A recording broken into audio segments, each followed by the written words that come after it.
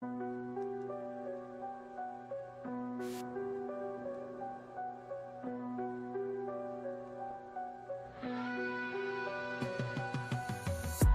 wide open, the clock don't rest. Street lights flicker, got a blade in my chest. Not fear, just thrills as the steel shines thin. In the glow of my insomniac, sit and spin. Late night cuts where the stories begin. Fingers on fire and the metal's my kin. Stream it live where the fearless win. This is Juvan's night flick, sit and spin. Glit in the dark, oh the dance so slick. The edge does the talking, every sound it clicks. World's asleep but the shimmer won't fade. Precision's my game and the craft's my blade. Late night cuts where the stories begin. Fingers on fire and the metal's my kin. Stream it live where the fearless win. This is Juvan's night flick, sit and spin. Under moonlight, the sparks they fly. Sharp as my wit, slicing through the sky. The rhythm of midnight, sharp edges sing.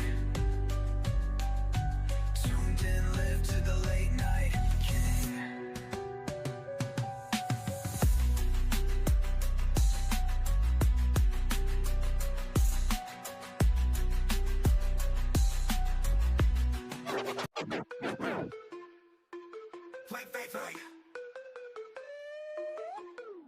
Late night, patty whack, give a dog a bone. Grab a snack, sit right back and never be alone. It's time for Insomniac, sit and spin.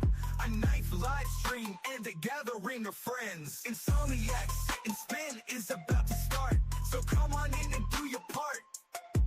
Juvan's Night Flicks is the channel you seek for new knife reviews and a show every week. Fight.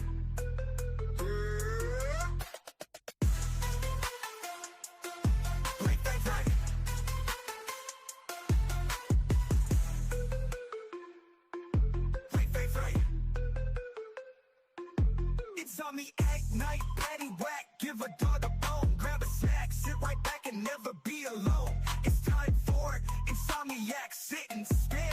A knife live stream and a gathering of friends. Insomniac, sit and spins now on the air for all the knife freaks who can't sleep.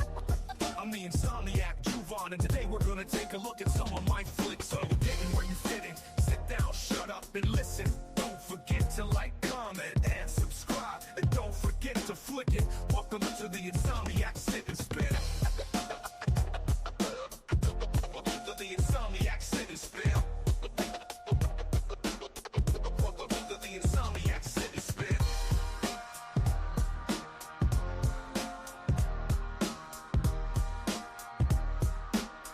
Welcome to the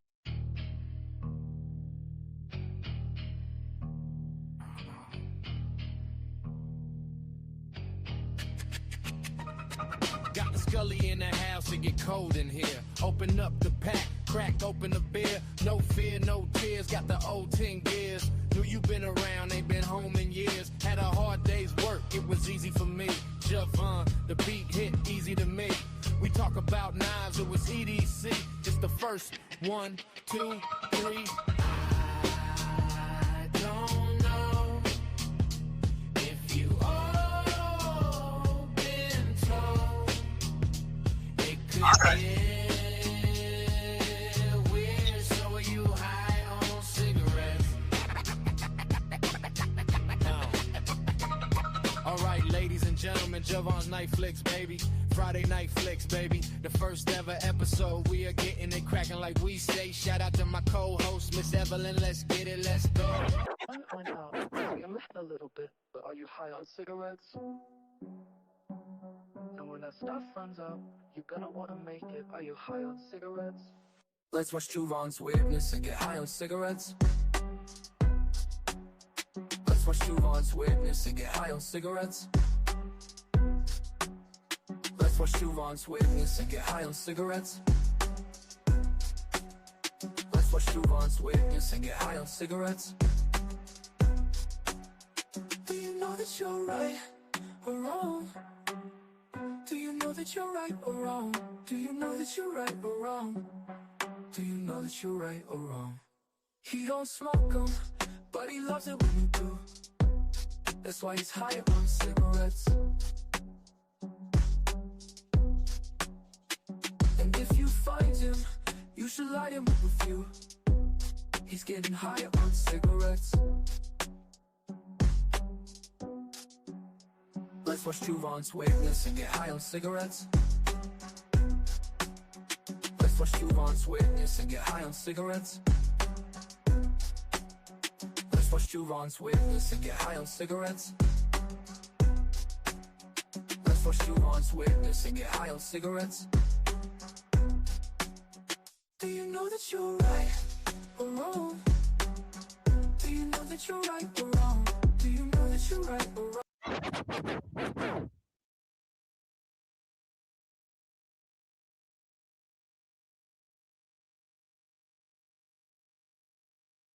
I told you to go to bed already, would you please? I'm not tired! I told you 5 times to go to bed. Oh, come on, Jim, please. Hey, come on.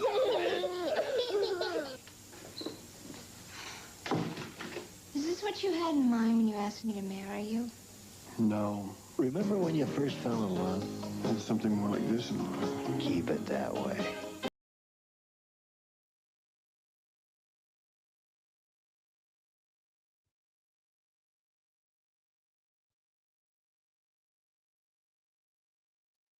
That cat even has enough sense to back up when it gets crazy like that.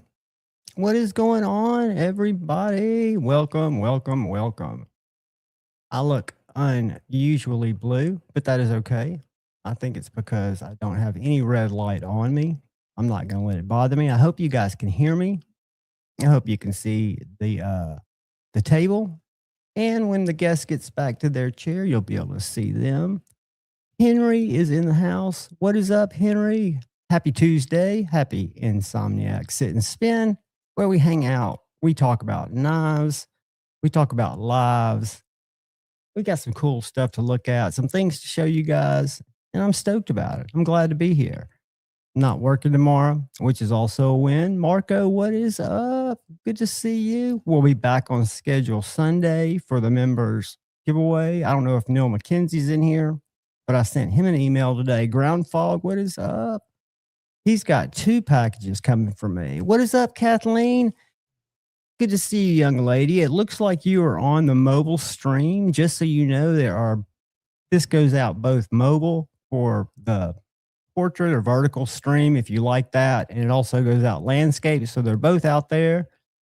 While I keep talking to you guys, I'm going to bring up this guy. What's up, buddy? Nothing special about that. Were you ready to get brought up or you not? Look, Yeah. I've got your intro music. Hold on. And guys, just so you know, we've got Edgy American Blade coming into the house. What's up, buddy? Was that better? Yeah, I got new knives. Do you? I've got a couple of things. I've got one thing to show you, but I've got a couple. I got new Edgy American Blade knives. That's exciting. So were you down there all day today too? Yeah. I'm going to show them. I always say this is a mistake. They're actually just out of heat treat. They've been tempered. They're not ground, but I just wanted to show, the profile of a couple of things I've got coming pretty soon. And it's exciting when you watch them take form from nothing. That's what you don't realize. I got a video of it walking by Alabama Damascus's table because I'd never noticed before that they don't only sell the stock that you work with, Shane, but they also sell these pattern knives, I guess you'd call them, especially at these little shows. I wish they had better. Their patterns suck. Well, what it is I think it's a starter set, right? It's to get somebody interested in it. So they're very generic and they're very off. You know what I think would be awesome for knife making kits?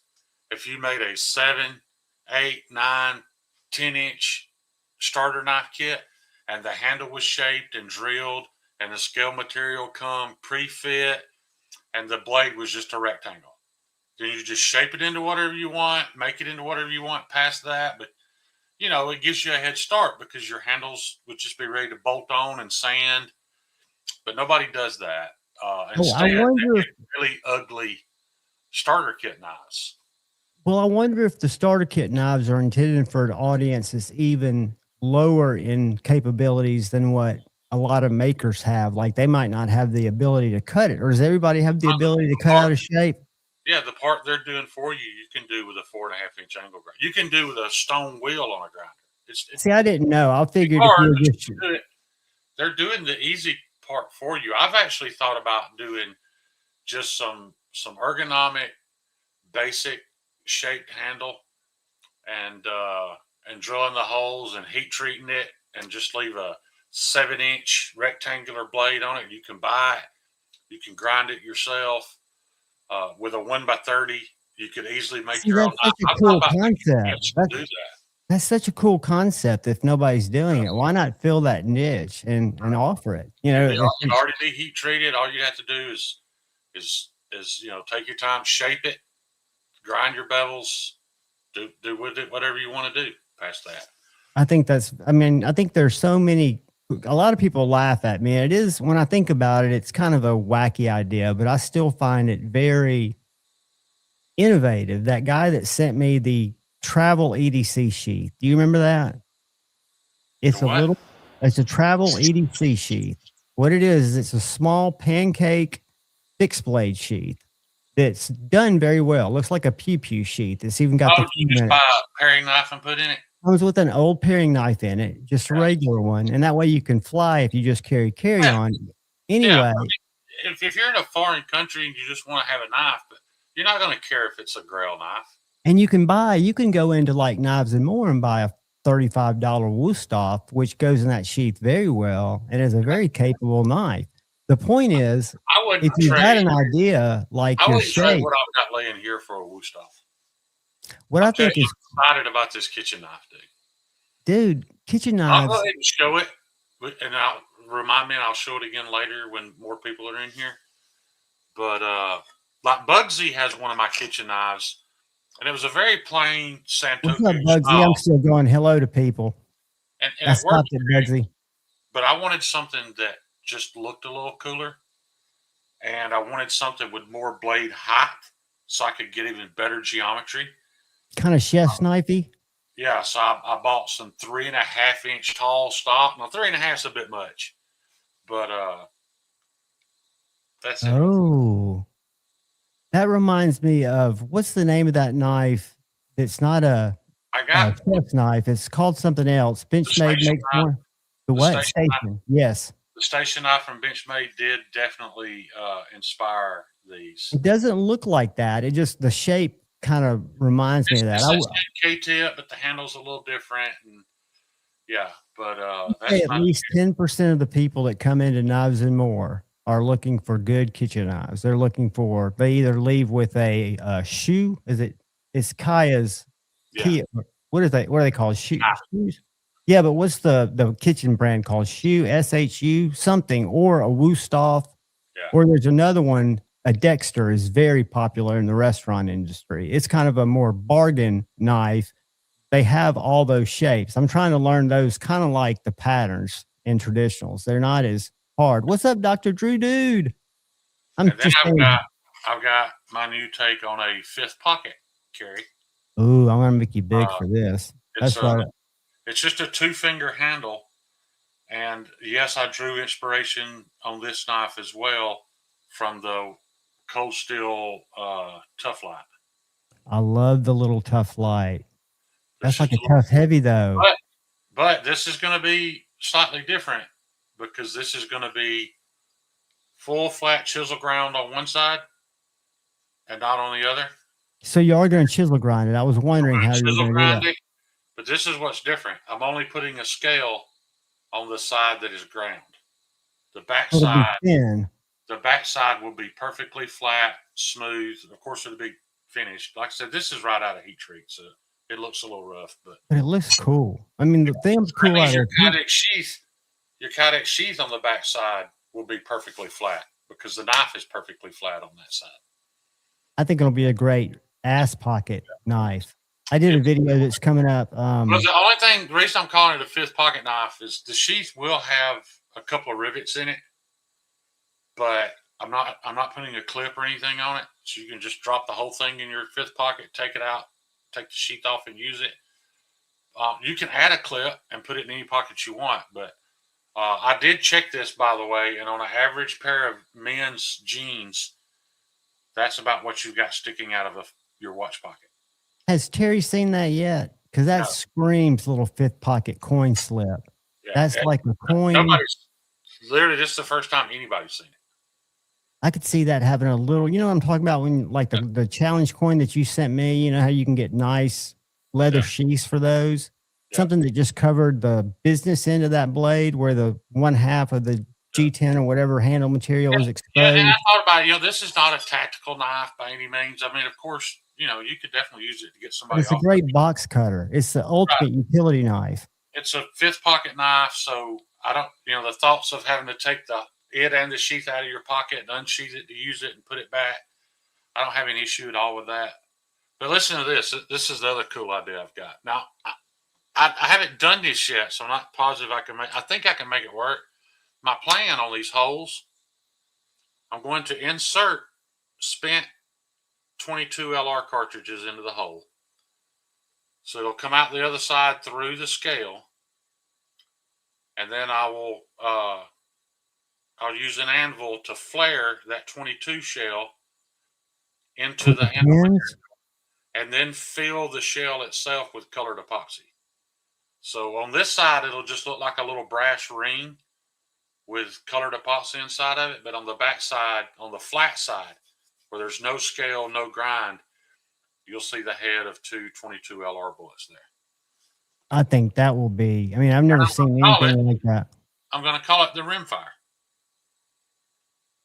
Well, if you think about what the cold steel, the reason I've had, I think 3 cold steel lights that I've given away. I've never had the tiny one with the 1.5-inch blade, but I've had 3 of the regular size ones. It's the perfect, everything from cutting roofing tiles, which I never do because I'm a pussy, but carpet to sheetrock. That thing is such a great blade. And it looks as like I get better, I plan to do this in a recurve as well, and it'll be excellent for all that too.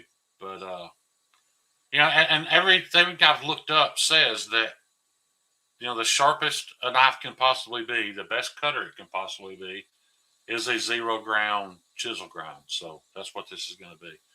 And that has to be true because you've got better blade geometry and you've got a lot less material that you're dragging through. Right. There's no step. There's no step from the secondary bevel to the primary bevel. That step creates a wedge when you're trying to cut into something, and with a chisel grind, you don't have that. Yeah. I was hoping Tate had posted a knife he bought yesterday, his first custom. It's the guy has done collaborations with MBK, and I want to say his name. It's not Les George. Carey. Y'all know who Peter Carey is. He's very famous knife maker. And this folding knife, all those big American custom knives to me kind of fall in that I don't really understand them group. They're all kind of big, but they're nice. This one's extremely nice. And what makes this one to somebody like me seem really unique is where you normally have a titanium backspacer. This one has 3 pieces of G10, and the center G10 is by far the thickest because it's a thick knife, but it's glow G10. So it's got this strip of glow G10 titanium knife with a recurved blade. It looks amazing.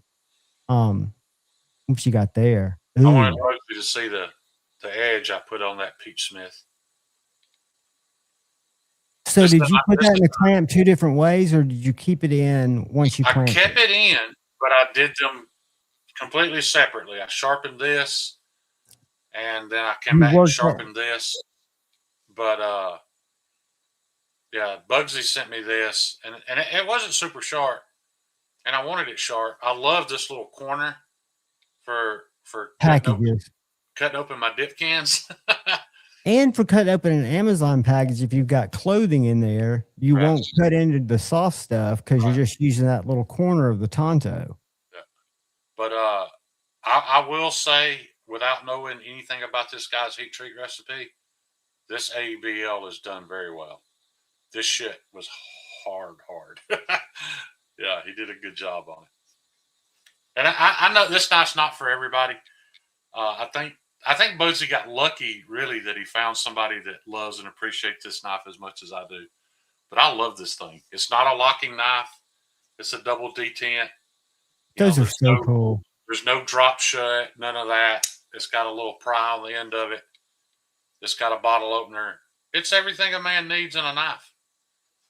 I see so many of those type of knives and others with very unique locking mechanisms from years gone past. And if you think about what our grandfathers cut with, we don't need the shit we've got. Yeah. The funniest thing. I'm a big fan of that. What's up, brother? I hope you know, Ryan, that you get a link every single time I go live. I know you like to just hang back in the chat and you're always busy because you work your ass off. But just know that you've always got a link. What's up, Joe Isabella? But yeah, what I think it's awesome that you've got knives to show, regardless if they've just been heat treated. But I think your idea about taking that blank game up a notch, if you think people have those tools, which I thought maybe that's why they made it. I'm definitely going to do it. I'm going to make some. For the community. What a great way to give to the community to start grinding. Yeah, you can go buy a Harbor Freight 1x30, and I have a huge tip on how to make that thing grind knife bevels, literally almost foolproof. I would be willing to bet anybody in here could grind bevels on a knife with a Harbor Freight 1x30 if you do this small trick that I'll tell you about. And you can use StreamYard to spend 15 minutes and show somebody how to do that. You can buy a $40 grinder and $20 worth of belts and one of my kits and make whatever you want, dude, and be into it for around $100. But here's the thing. Don't look at it like, oh, I can make knives for $100 and sell them for this price. I'm just talking about it's really more for so that you can show and say, I made this. I made this knife. And how therapeutic must that be if I get so much joy from just sharpening a knife decently? Yeah. If you make a knife, that's something I was going to say about my little buddy out at Knives and More, Tate, really a young man who deals with a lot of stuff, but he's very much into knives and has been authentically when I first got into knives. He sold me my first Dragonfly because he was at St. Nick's, a different knife store. But he goes home and for therapy, he grinds and he uses not super steel. He wants Shane to eventually heat treat him some, but he makes these little knives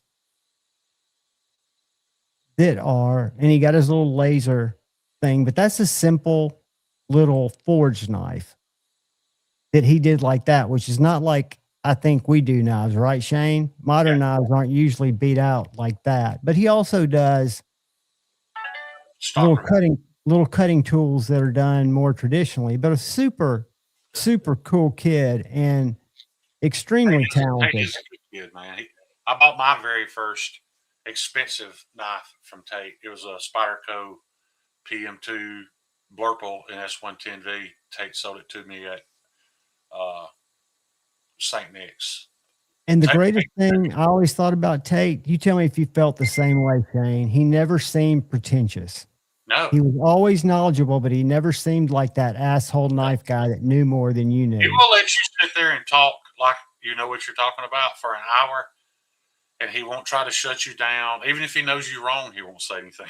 Like, he's a good dude, man.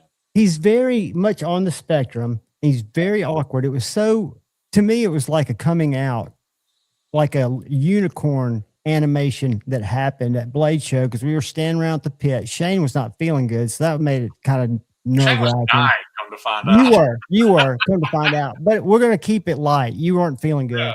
And Tate was there with us, and he's just kind of socially awkward. He comes by it honestly, but then Justin, OCD for EDC, comes out, and they start talking about old Spydercos. And man, you'd have thought they were in a trench in World War I fighting mustard gas together. Those dudes were so in sync on the same level, talking about knives and sharing what I think's cool about this crazy hobby. This video I've got coming out, it's weird, but it's true. There are 10 knives that are some of my favorites. This is one of them, even though Joe made it so it would be the exact height of my rear pocket. I don't feel comfortable sitting on this K390 all day long. Yeah, I wouldn't. I just On, wouldn't risk it. hey, look at this. On I my don't know, magnet. Look at Ryan, my I don't know magnet. if you were here when I showed this, but this is your chef knife. Now it's just out of temper, so it's not ground or anything yet. But What's up, I've owed Ryan Ellis this knife for several months now. And this whole foot thing has gotten me so far. But let me tell you, man, I'm in a really good place mentally right now because, like, I feel better over the past few days with having this brace. Like, my foot feels better than it has in 6 months. So I'm really excited that maybe things are looking up. They're definitely looking up. Don't overdo it. Just don't overdo it.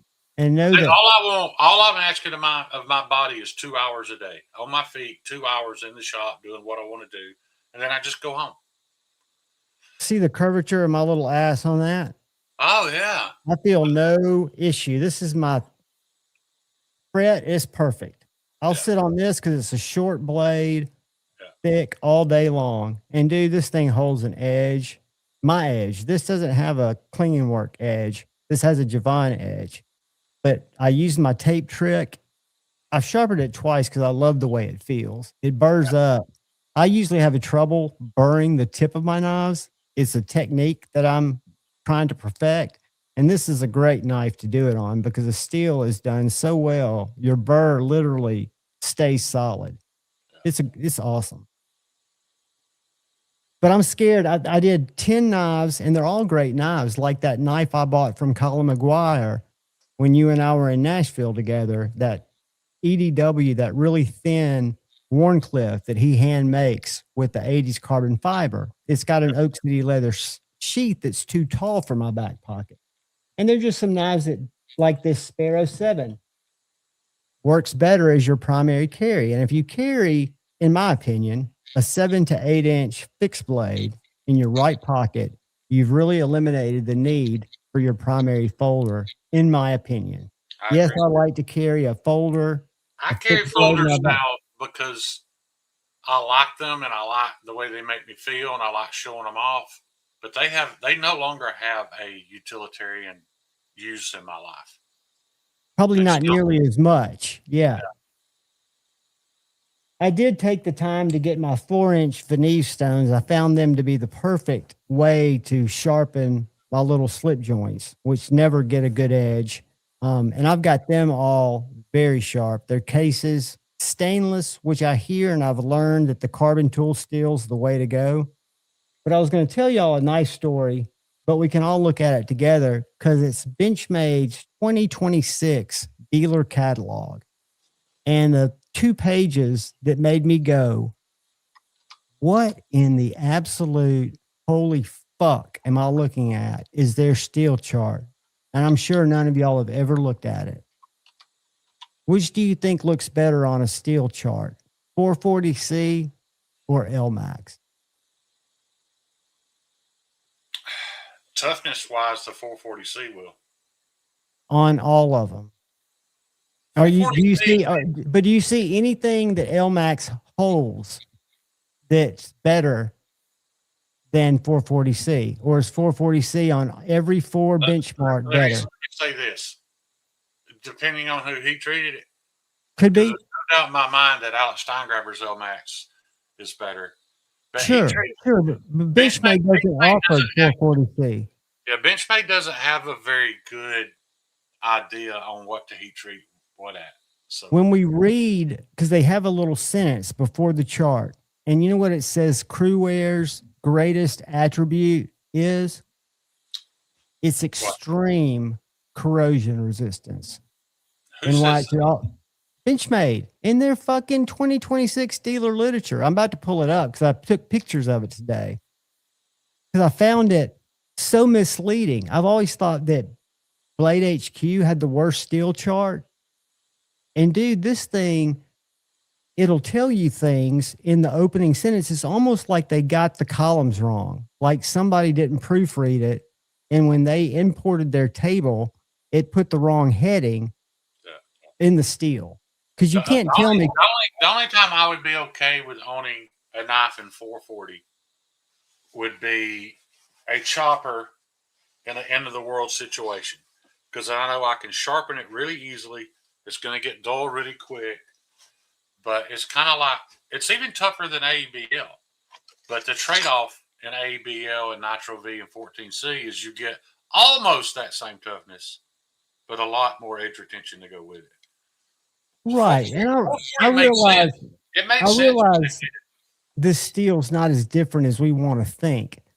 But for example, let me see if I can get this to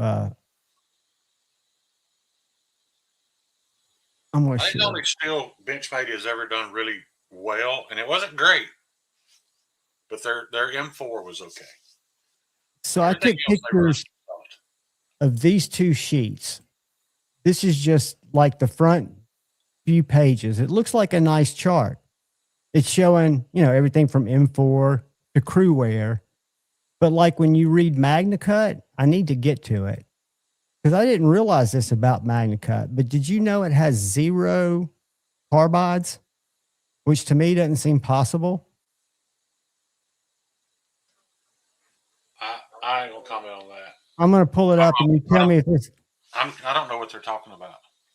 That's why I'm saying I can't believe this is out at dealership showrooms all over. So if you go to MagnaCut, it says a new approach to stainless tool steel that eliminates chromium carbides from the microstructure. So maybe that's true. They're using nickel to. That's what they say. Yeah. But when you go down here to LMAX, it says LMAX excels in holding a razor sharp edge. I thought its corrosion resistance was the best. Well, LMAX is just a more corrosion resistant D2. And D2 is a high edge retention steel, but not the D2 that we all know. No. I would love to make knives in D2, but the reputation's ruined. But the CPM D2 is good stuff. Well, depending on if you've got some heat treated by there may be more, but about 10 people on the planet that I know of, yes, it's awesome stuff. Everybody else, everybody else is garbage. Look at this 20 CV that you always hate on. Look at that edge retention. It can be that good. Corrosion resistance, blade toughness, and blade strength are the weakest. Yeah, that chart is correct from a custom heat treater, but this is Benchmade. Yeah. And what got me when you go to crew wear, a special application steel for when corrosion resistance is the primary requirement, ideal for saltwater application. This addition of nitrogen to the alloy gives this the best corrosion resistance of any blade steel, also known as Z-wear, which is true. It's also known as Z-wear. I will say but look at the chart. I will say this. My crew wear, they just got to be wrong. But I break corrosion resistance down into a couple of different categories. I left a piece of ProCut, the same ProCut, in a bucket of water for a week to see what it did. And I was actually impressed with it. Because it did corrode. Well, I'm sorry. It patinaed, but it didn't rust.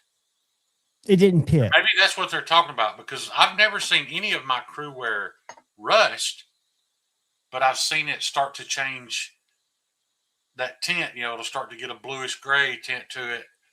But no, that's every time I take my mini Damas apart, where there's no Cerakote right around the pivot, there's always, and I have to get my rust eraser because it's brown, kind of built up powdered rust that I have to clean down to sheet metal or to metal and then put wax on it before I put my washers back on. I don't think that's patina, but I just never thought of it. MagnaCut is what Spyderco uses for all their Salt Series knives. And we can't even order those. We can't. People are asking for pair 3s and pair 2s, and we can't order them. Keep in mind, though, guys, MagnaCut, even in our eyes, within the next 4 years, is going to be S35. It's just going to be obsolete. Base steel. Not obsolete. It's just going to be so normalized that nobody cares anymore. But do they care now? That's a good thing, because maybe we're headed towards, something better. Right. And maybe Magnamax is that something better. But, you know. I've got scales coming for this, hopefully Friday or Saturday. I went with the raw titanium. I wanted to do black on both of them, but I felt like hopefully I can pull this. But my first one beat me. I had to take it down to knives and more and get tape to put it together. But I know what I did wrong. You've got to build it like a sandwich and put the screw in where the spring is and then put the blade on. I had the blade on and was then trying to get the spring set, and there was no way. Yeah. Kyle, am I thinking of 420 that is so tough then? Maybe I misspoke there.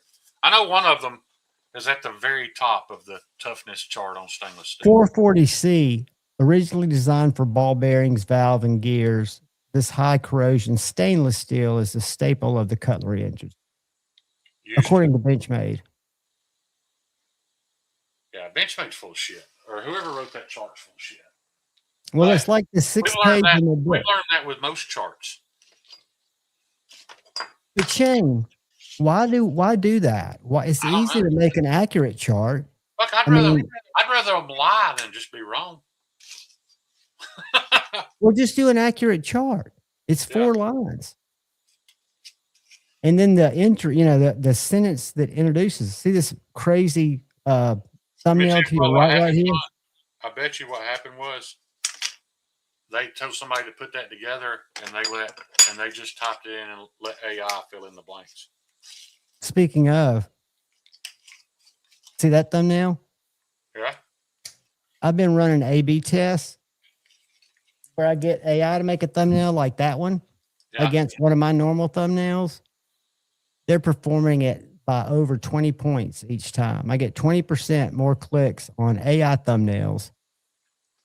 I don't know why, because it's less text. I don't have a graphical brain. My daughter is super skilled and she's been put out of business by AI, but she can do it where I can't. I don't have a problem with thumbnails being done on AI. Well, I mean, you got to either embrace it or unless it's misleading, and well, they've got to be a little bit not misleading, but something that it's not.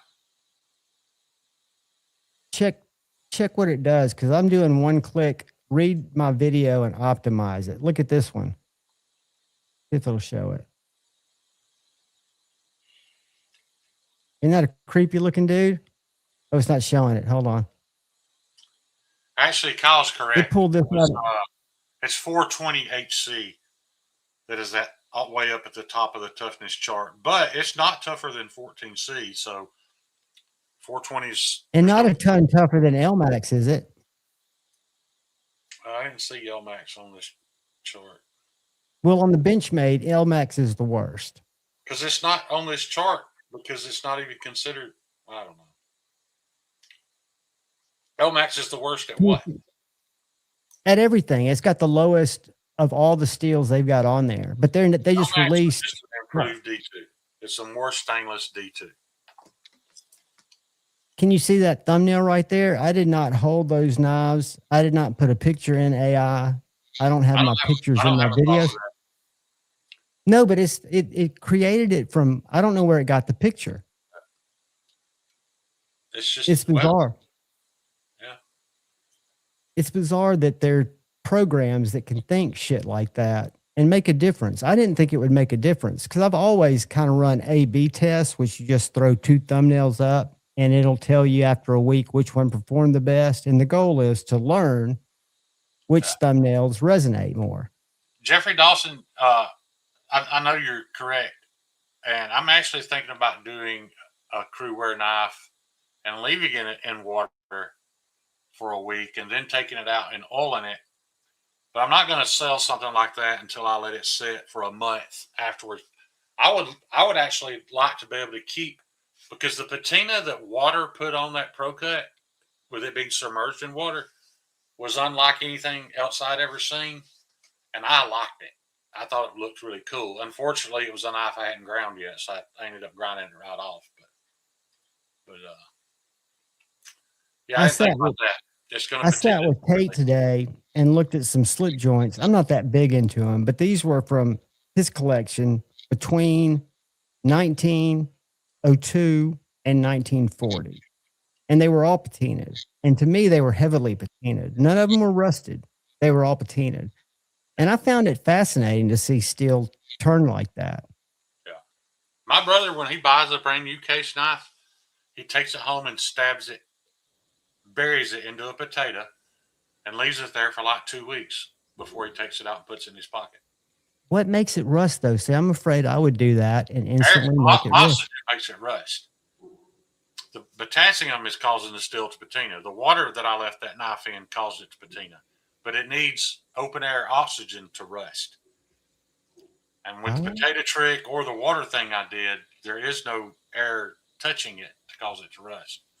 I just want to know if I patina a knife that way, and then I coat it in like CLP, is it going to rust?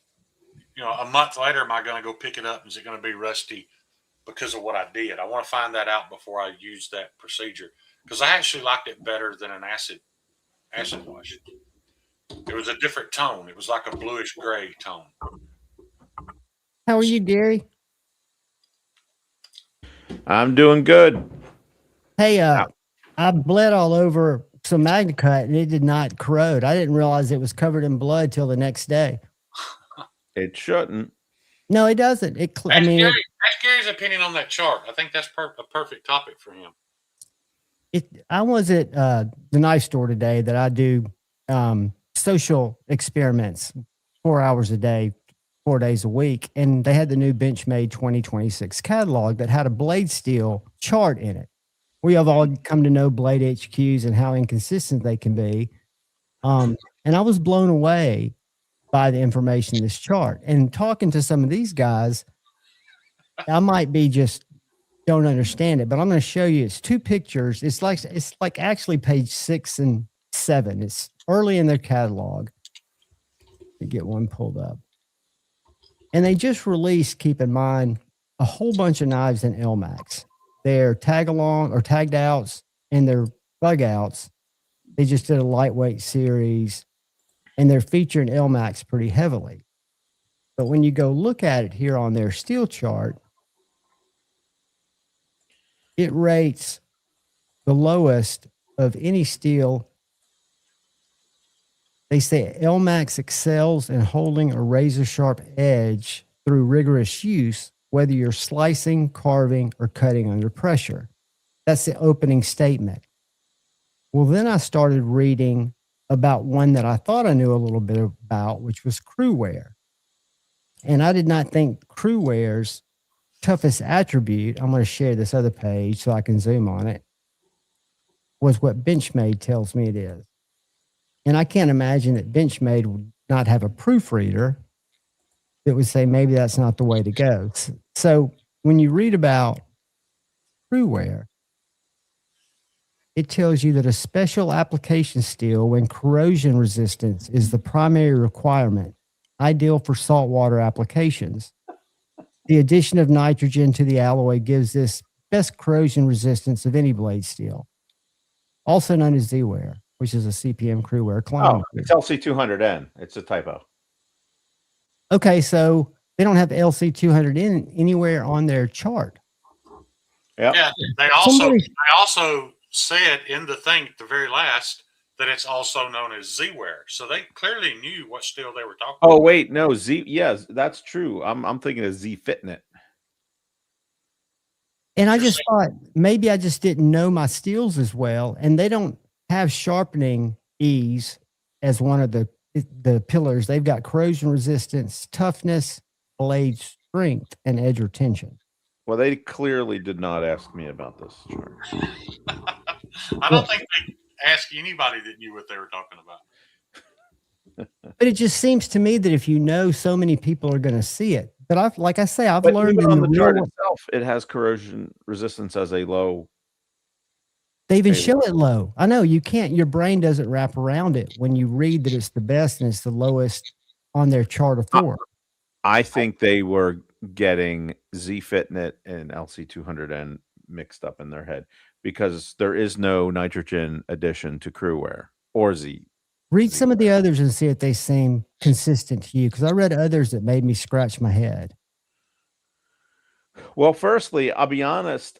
I don't It's like how almost this like chart is laid out. Yeah, like I don't find this especially helpful. Because it's consumer facing. It's to help somebody walk over to the booth and pick a knife for their need, which I didn't think it did a good job of that. I have because they even rated LMAX as their worst performing steel, and that's the steel that they're kind of pushing in this season. But in all fairness, it's Nothing not a about high it, price. It's not a high price bug out. It's not the base model, but it's not in the. It's a mid tier price bug out. Well, Gary, which would you rather have in a bug out? S30V, LMAX, or S90V? And that blade geometry, that thickness of a bug out. S90V. Well, me too. Now, which would you rather have between the S30 and the LMAX? LMAX. I don't like S30. Gotcha. That wasn't a test. I was just curious. I mean, I think they're all pretty good.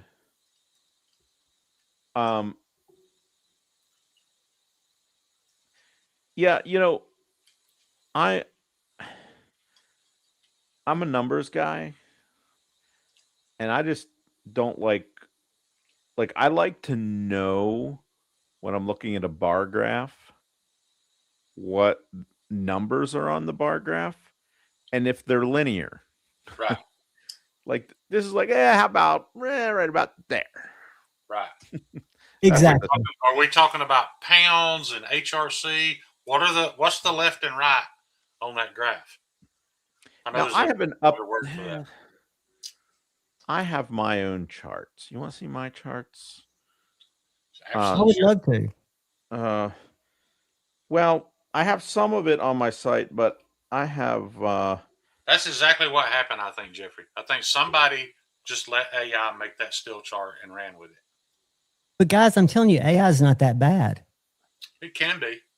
Look If up you some prompt heat treat. it- Oh, if you- look up some heat treat protocols. It's how it's prompted. It's how you pose the question to the. I get that, but I'm just saying it can be that I've seen it that wrong, especially with heat treat protocols. Because I'll check it just to see what it says. Even I after worked, talking to I three worked in other people. corporate America for over 20 years, and I would shudder. I can imagine 5 marketing people. You would think they would have engineers in the room with them coming up with that couple of pages, and it was probably their quarterly project. It wasn't just something thrown together. I would think heads would roll over something like that. If I did it, I would be mortified. If I found it to not be absolutely accurate, and I would want to run it through. It very much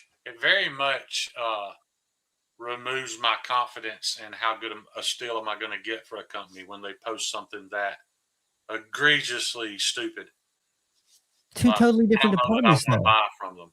They could still have great steels, great heat treats, great HRC, and they just had 5 marketing people and a few engineers on a Friday afternoon. I don't know. Yeah. Matty, you're at too high temperature and not enough soak time, buddy. Did y'all see Stevie's post tonight? He's on the Atlantic Ocean somewhere. I sent him and Maddie a link in case they wanted to come. Where is your steel chart? Is that available online? Because I love looking at everybody's. Like I got all my steel information for years from Outpost 76 is cut testing. I looked at his cut testing and I found that my results so closely matched his that at some point I quit worrying about testing it to make sure it was right. I just took it as the gospel for a long time. But I love looking at different people's charts. You need to bookmark CreeleyBlades.com and dig around the website. There's podcast content. Is the chart on the website? I'm clicking through pages, but there is. But if I'm sharing my screen here, if let me find it. Here we go. Boom. There you go. Oh, is that I can make it. That's not what I'm seeing. Let's see. Okay, hold on a second. Let me stop. Is that not the one you were trying to share? No. All right, let me do this. Let me try it again. Maybe I got that wrong. And if it's a page you're pulling that's not a browser page, you share the middle tab, I think, where it's like you're sharing a program for some reason. Picture viewers are weird that way. All right.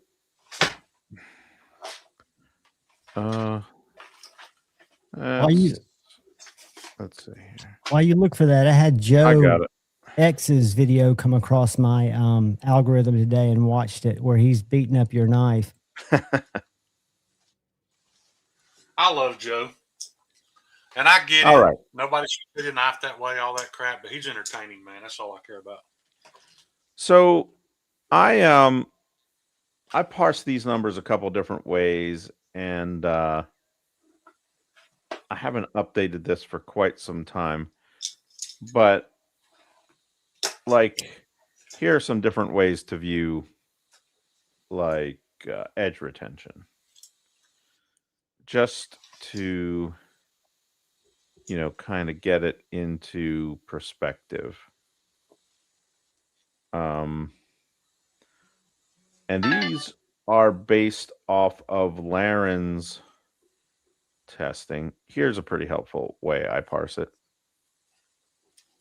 So edge retention's blue, corrosion resistance is green, and toughness is yellow.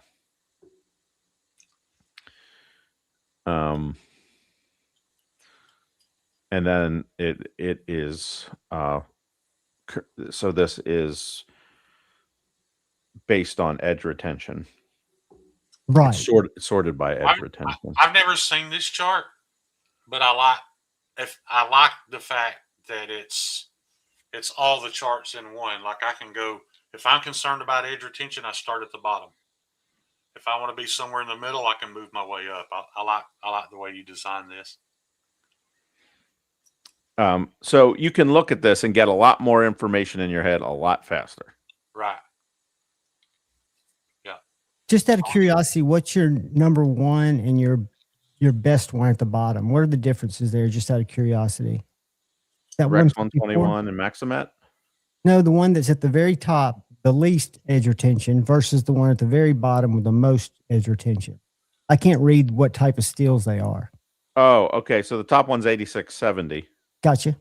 5160 is right below it. H1, O1, L6, ADCRV2, blue number 1. So you got a lot of wild steels in there. Yeah. A lot of the common ones. So that's one of the ways I parse it. Here's another way I parse it. But yeah. these are Laren's numbers too, correct, Gary? Everything except for corrosion resistance. Okay. Corrosion resistance is a little bit of a hip shot. Because I haven't been able to get out of my mind when you were on and we were looking at his edge retention chart.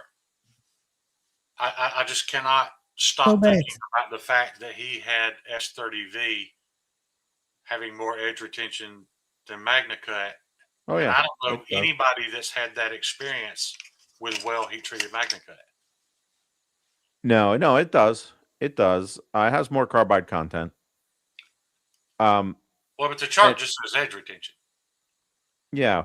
But keep in mind, like if we go to Laren's charts, one of the things about my chart is it's dumbed down a little bit compared to Laren's in the sense that there's like a 45-degree angle. So you don't compare 64 Rockwell MagnaCut to 61 Rockwell S30V. Right. You compare 61 to 61. Right. I don't know if S30 gets quite that hard. And S30 doesn't have quite the toughness. But when it just comes to the wear resistance of the actual steel, all things being equal, yeah, definitely S30V is. But because MagnaCut has higher toughness and you can make it a little higher hardness, which means with the higher toughness, you can run the edge at a thinner angle. Right. You can end up getting better results. So, yeah. But this is my chart, and I have one of these charts on my actual website. What was the next graph under this that showed What is that showing? I know it's the same colors, so I guess it's corrosion. Again, so this is a vertical a line graph, I guess you'd call it, versus a bar graph. Bar graph, gotcha. And This is an again, English guy who doesn't they're use. sorted by edge retention, and then you can the other things. Everybody cares about edge retention predominantly, so that's why I sorted it that way. Would you find corrosion with this? There's a steel there. It's the 1, 2, 3, 4th from the top. It looks like the edge retention is still really high, but the toughness is up there. Right there. You were right there. 15V. Okay. 15V. Well, maybe you can answer a question for me too. I hate to turn these into me picking your brain for my purposes, but I got a 15V knife. It was a Manix 2, and when I was able to purchase it when those first came out, and they were hard to get a hold of. And the guy told me it was actually Steve Kalari that sold it to me. And I said, "Well, why are you selling it?" He said, "Because I don't like it." I said, "What do you mean?" He said, it doesn't ever feel sharp to me." He said, "I bought it from a guy who bought it brand new. He sharpened it and said that it never felt sharp. I got it. I sharpened it. It never felt sharp." And keep in mind, he's saying it felt sharp. Both of these guys will admit that it would, but it didn't feel sharp when you touched it. So I got it, and I got rid of it because it never felt sharp. It was sharp, but it didn't feel sharp. Is that just something that's in all three of our heads? Or is Maybe. it just a difference in bite or grain structure? Or it's so carbide heavy that I could imagine the edge being a little, different. Yeah, I can. Because with the Rex 121, it may not even be as sharp as the 15V, but as soon as the skin on my thumbnail touches it, something in my brain tells me to stop before I hurt myself. I never had that feeling with 15V. Huh. I didn't mess with. I have 15V just so I can say I have it. But yeah, I did not. I did not use it enough to form that sort of opinion. Right. I used to have one. Oh yeah, and then this is okay. So this is the master chart here, and with some of them I put their, how much carbon and yeah. Does this master chart have what HRC these steels were tested at? No. Okay. Because I know that gets deep into the weeds. Well, it gets tough because, you take a steel like, say, LC200N, it only gets to 59 or 60. Right.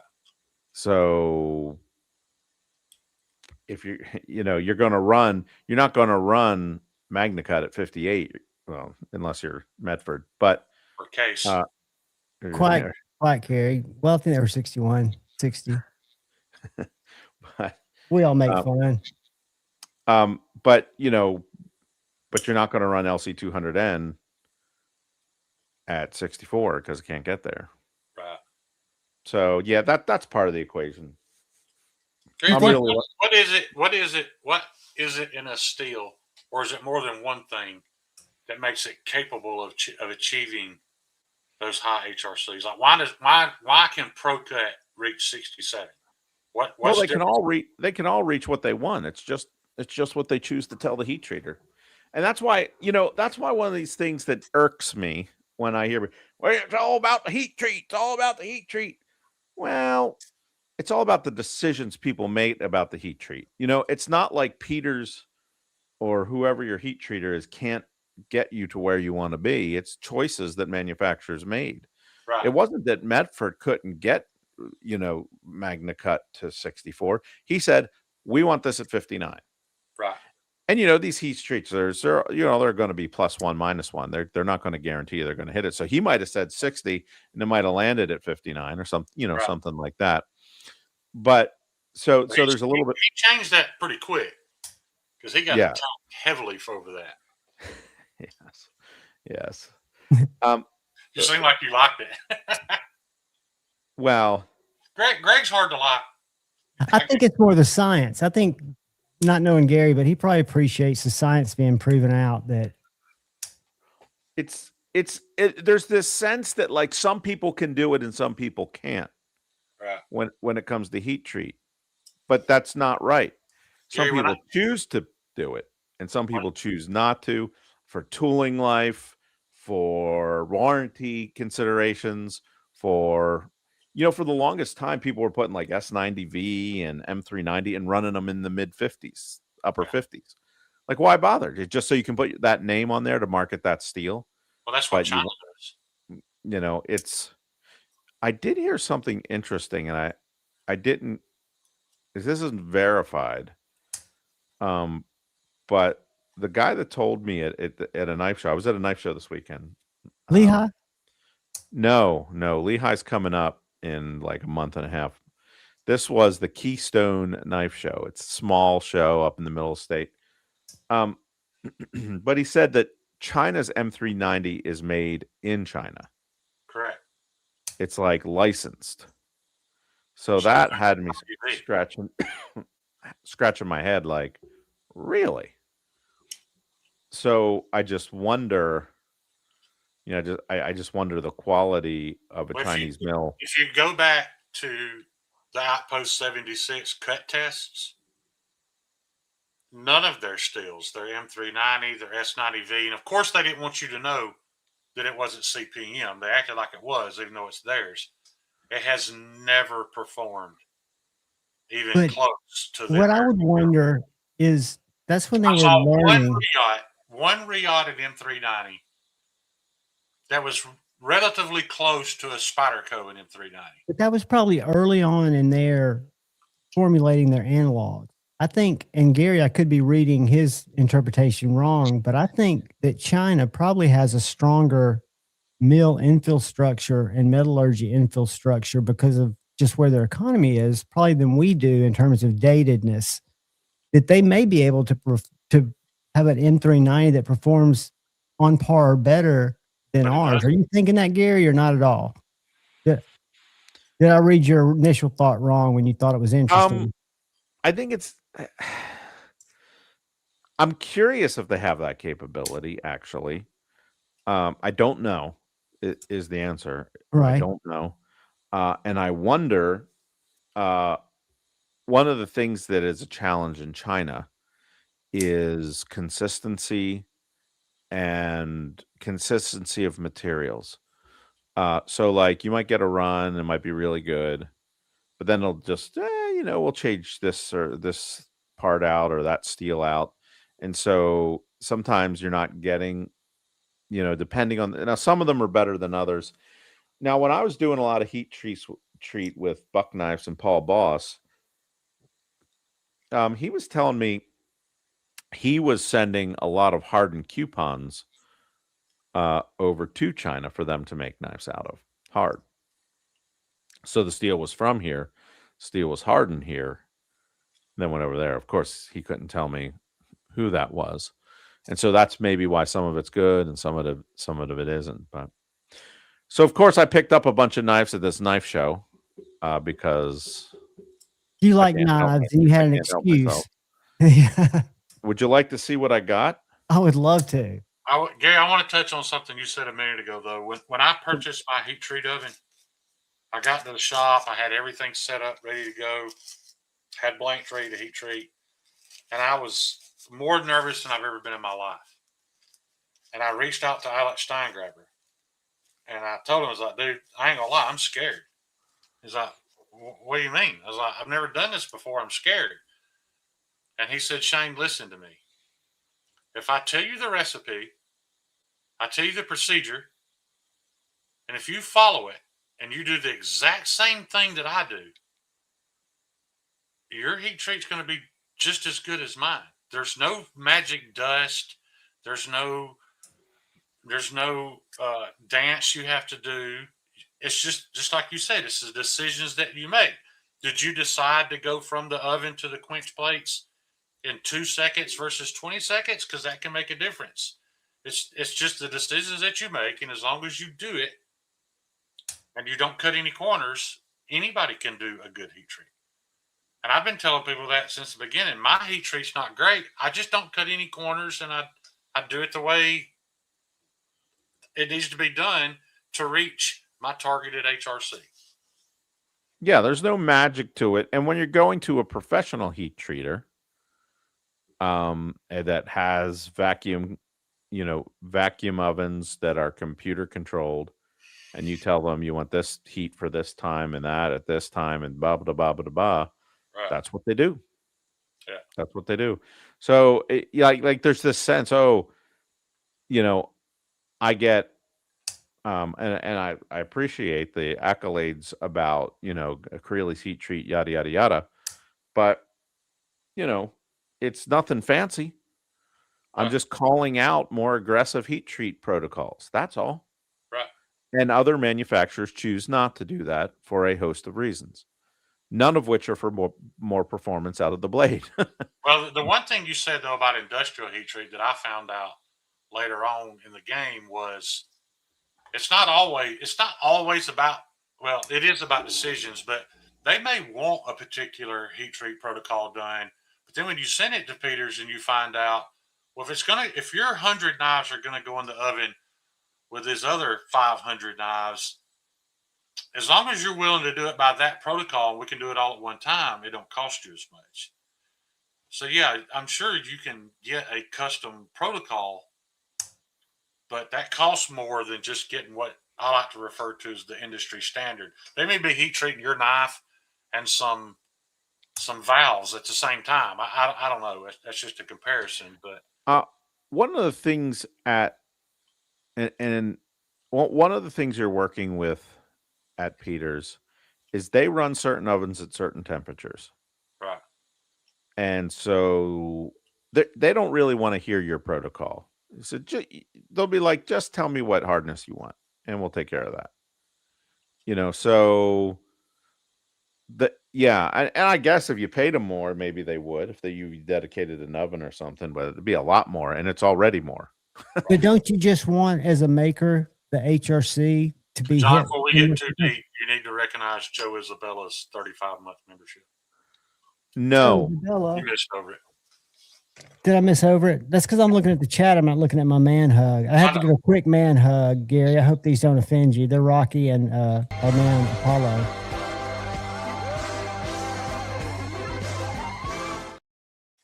There you go.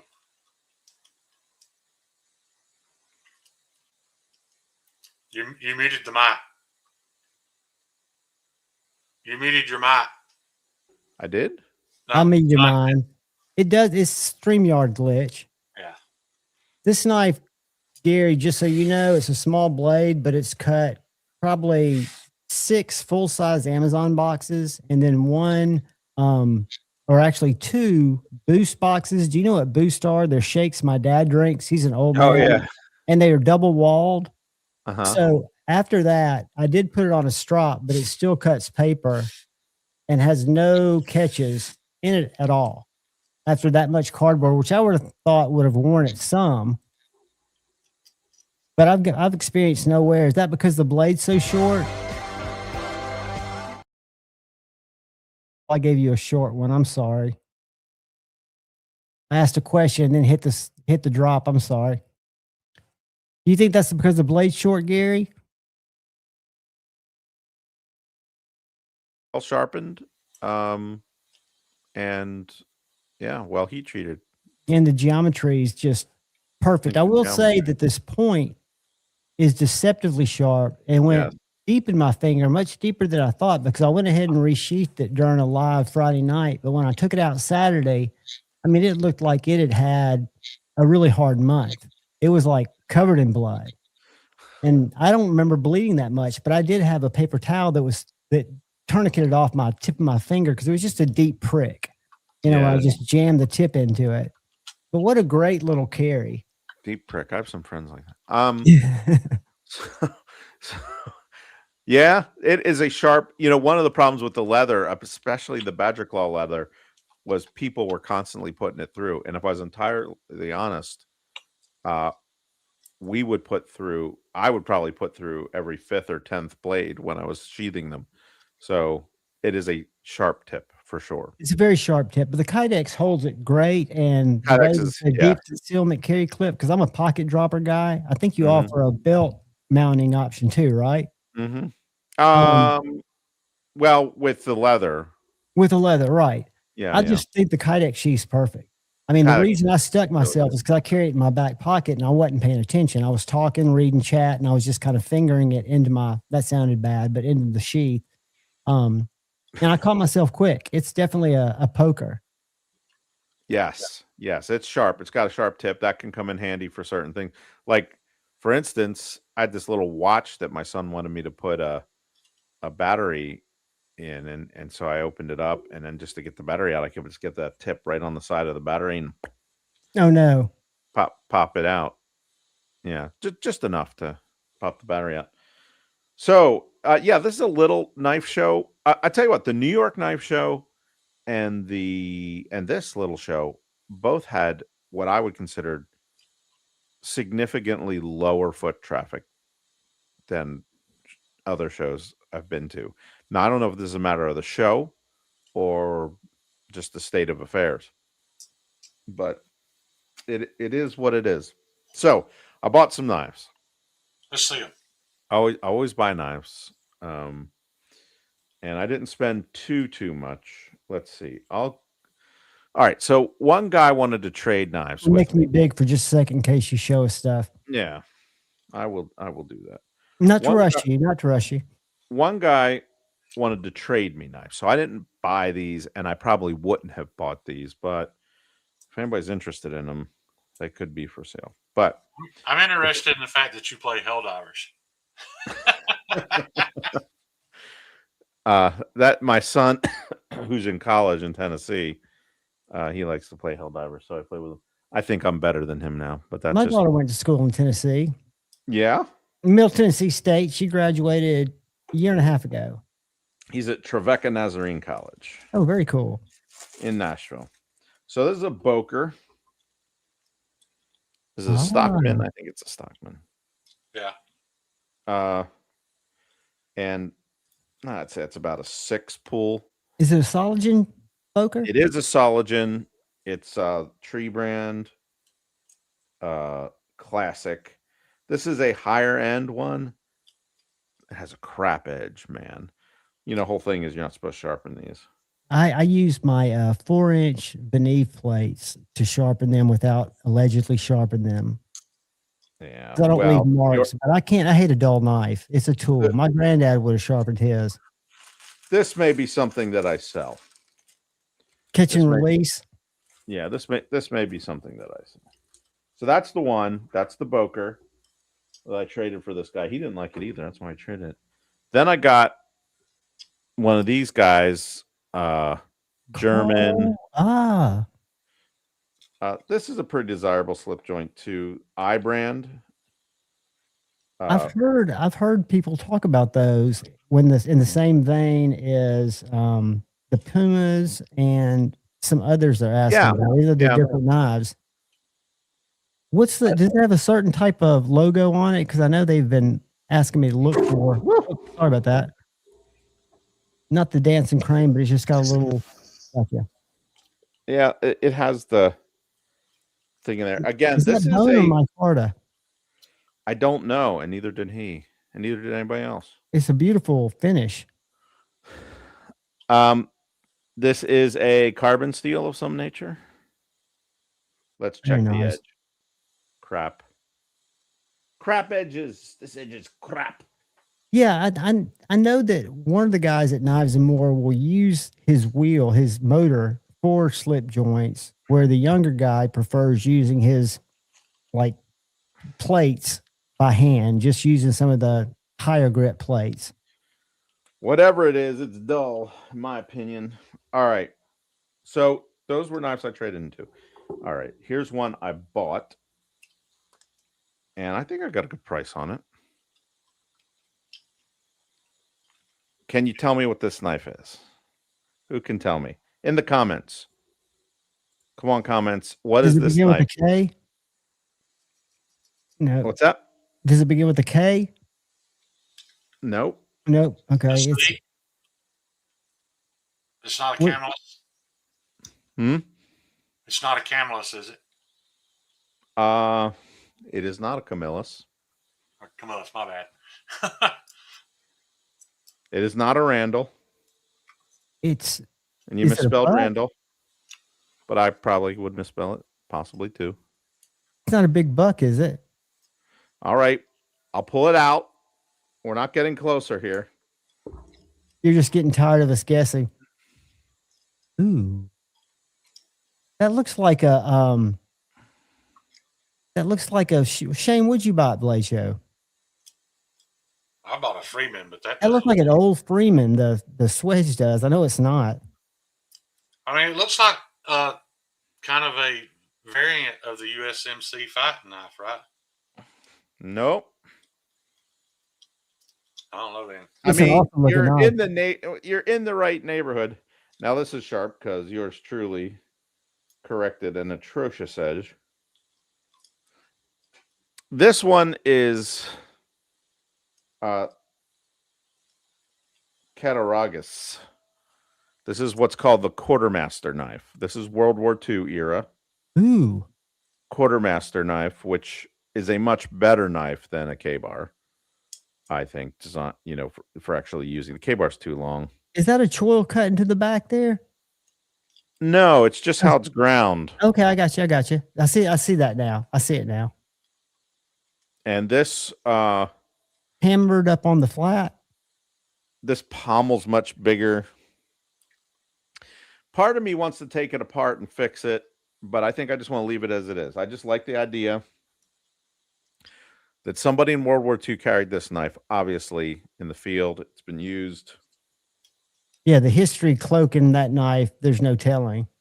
And, it's in decent shape. I could redo the leather, but then I'm not going to mess with it. Because it's not authentic at that point anymore. Not from Frost. It is from Cattaraugus. Who is Cattaraugus? I don't know. I've never heard that name, Gary. Is that a US, an old school US? They made MK2s. They made a lot of knives in World War II. I don't know that they were a knife company, but in World War II, They were making knives. Yeah, people were making stuff. So I'm not sure about that. But this, I just like these historical knives, and I didn't need one in perfect shape. I didn't need one. I kind of like that there's some use on it. There's a chip chunk out of the tang, but it's in good enough shape that I won't fix it. But that chip's probably got a history lesson behind it that's just make your jaw drop open. Yeah, I've got a Benchmade Presidio over here that has a broken tip. And like I've said this many times, but that tip is still in a Taliban fighter somewhere in the Middle East. And I've thought about sending it in to have it rebladed, but a Presidio with a perfect blade on it means much less to me than that knife does. Yeah. Now, there's an exception to that, though. Like, if it's completely roached, then I'll restore it. Right. Like, if the leather's like almost completely gone and the tang's super rusty, then I'll save the knife, because you get to that point. Redo it. Now, is that a stacked leather handle? Yeah. Yeah. Yep. That's why I get Camelus, because I knew it didn't look like a K-bar, and I wasn't sure I've ever seen a Camelus version. Now, K-bar probably made those. So did probably 3 or 4 companies made those. Yeah. So now here's another knife I got. This is making you big again without warning. Ooh, I've seen that knife before. The shape. No, I haven't. It's Almar, isn't it? I was going to say Almar. It is Almar. Yeah. That's Pete's favorite knife. This is there's a good focus on it. This is somewhere early 2000s-ish, made in Japan. Ooh. They're all made in China now. Yeah, the Japan ones, people come in looking for the ones from Japan specifically. The action's pretty good. It's VG10 at 59 Rockwell, because I tested it. But this, I think somebody bought this, carried it, and used it, and never sharpened it. Never. Like it was so dull, you could saw on your skin and it wouldn't cut you. It was Yeah, dull. all my buddies that bring me knives to sharpen, now that they know I do it, I don't do it for money or professionally, but I don't think any of their knives have ever been sharpened. And well, they all tell me, it's like, dude, I haven't touched that thing since I took it out of the box 5 years ago. I don't know why they even bother carrying it. I'm telling you guys, working in a knife store, my social experiment, I'm learning so much of what I thought mattered doesn't matter to anybody. And 98% of the people that buy knives don't have them sharpened until they bring them off and pay $5 to have it taken back to the wheel and sharpened. And they carry them for another 6 months. And they're driving these things through straps and other things that they shouldn't be doing. But it's amazing to me what people look for, what they're interested in, and the things that mean the least to them. Like Benchmade having that whole section, that's a new catalog, so I don't know how many Benchmade people will look at it. I will think very few, because there's a certain Benchmade buyer that comes in, they look at the boxes, they want to know the differences in the prices. Why is this bug out, these 4 renditions priced differently? And you tell them about blade steels and the properties of those blade steels. And that's kind of where you leave it, which is different than what Benchmade says they are, by the way. I've been leading people wrong. But no one has told me, well, the S90V seems like that would make sense if I'm going to be cleaning animals because I won't have to sharpen it much. They still want the 535 because I'll bring it to you to have it sharpened for $5, which I would think knife store, these people walk around for an hour before they even tell you what they're looking for because they're knife people like we are. They just don't seem to gravitate towards the same thing. The other thing that surprised me, I think we talked about it once, is the Randall influx of people I've had in the last 3 weeks.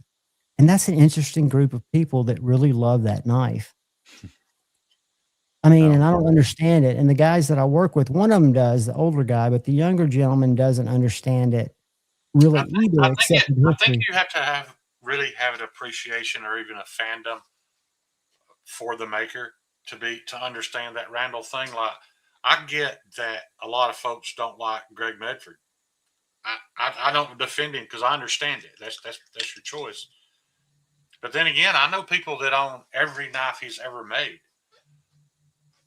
And none of those people need a pocket anchor with same with Hendry blade, but they respect the guy for what he does, as I do, for the way he built his company. I respect all that. But I think that's the thing with Randall. I think it's just a respect, and maybe some of it's even inherited or handed down. Or maybe it was earned. Maybe it was earned from some of his service knives.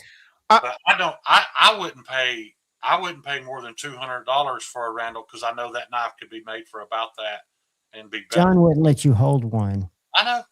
I could make that same knife better, but maybe not with the same level of refinement. But so I don't get it, but I understand why some people do. Some people are just crazy about. Some people own every car that what was it, Harvey Earl ever designed. Some of them are garbage. I've had several people come in older that are serious telling me that the reason they have Randall collections and or case collections is their retirement program.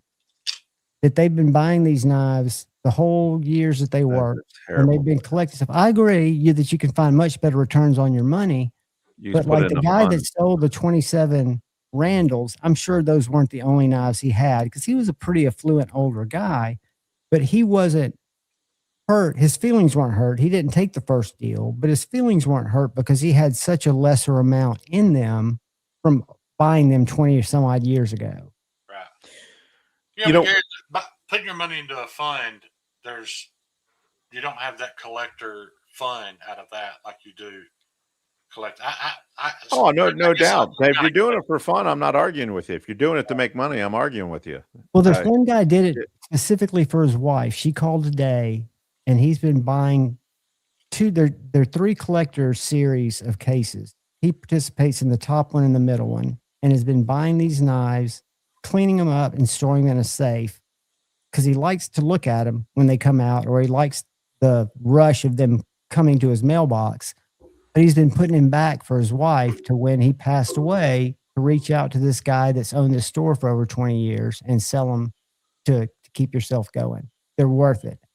And she's Yeah. got some very Yeah. expensive knives there that he didn't pay a lot for. Look, I got almost a dozen Martin guitars, good ones. Oh, And God bless you. and I live near the factory. I tour the factory, every other month. I go up there, just hang out a little bit. But the thing is, I'm not making any arguments that this is any great investment. It's not.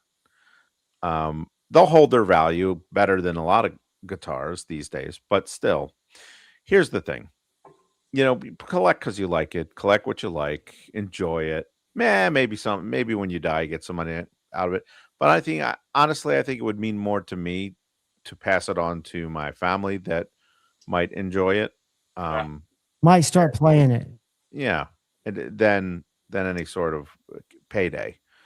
So there's a Martin's guy in your my thing, or guitars started out your thing, and then Martin's you kind of fell into. Yeah, I always liked Martin since I did the first factory tour probably 30 years ago. I was like, this craftsmanship appeals to me. This is my home state. They pretty much invented the acoustic guitars, it. The resonance is unmistakable from the different body shapes. I mean, you can tell when they're not plugged in what they are. Yes. Yeah. So I really like them. I mean, my son's name's Martin, so one of them. But yeah, and even beyond that, it is an American story. The Martin family came over because they wouldn't let him in the violin guild in Germany. So they left Germany, set up shop in New York for a few years, and his wife was visiting the Lehigh Valley here in Pennsylvania. And she's like, this is just like Germany. It's just like Bavaria, where we're from. And so, they moved, set up shop. We have these towns that are Moravian, which is this weird little offshoot denomination, Christian denomination. And they had these towns like Nazareth. That's where Martin's based, and Bethlehem and Emmaus. These are all Moravian towns, and you had to be a member of the town, a member of the church to live in the town. And so Martin came and was a member of the church. There's still the original factory from the 1800s. And they stopped building guitars there in 1964 and built a bigger factory outside of town. And this is ignorant, but are they still independently owned? They are still independently family owned. Okay, that's what I thought. Didn't even interrupt you. And so, here you are, an American guy, a guy immigrating from Germany, setting up shop, becoming successful. They had lean years, but these days, Martin makes about 100,000 guitars a year, give or take. And they had to justify value based on their craftsmanship and their uniqueness to their sound, because a lot of people were making guitars when they were coming up. Yeah, the Dreadnought was the big thing, right? And X bracing. And so anyway, yeah. So I am a fan of those guitars, but I'm more a fan of the story. And same with some of these knives.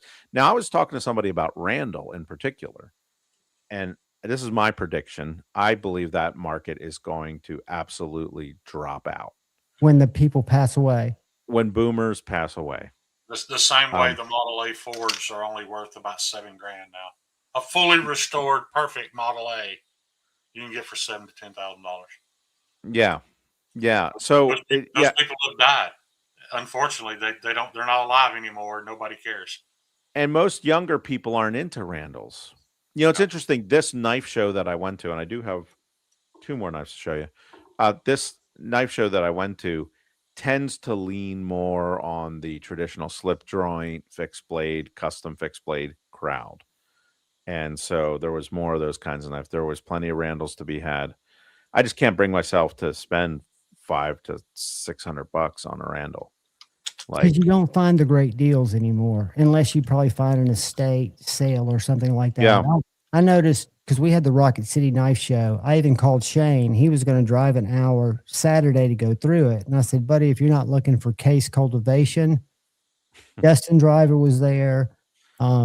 Josh Howard, a slip joint maker, and maybe 3 other makers, and the rest were because the tables were cheaper, and they opened up a hall where people selling beautiful cases, but you weren't getting sub $300 knives.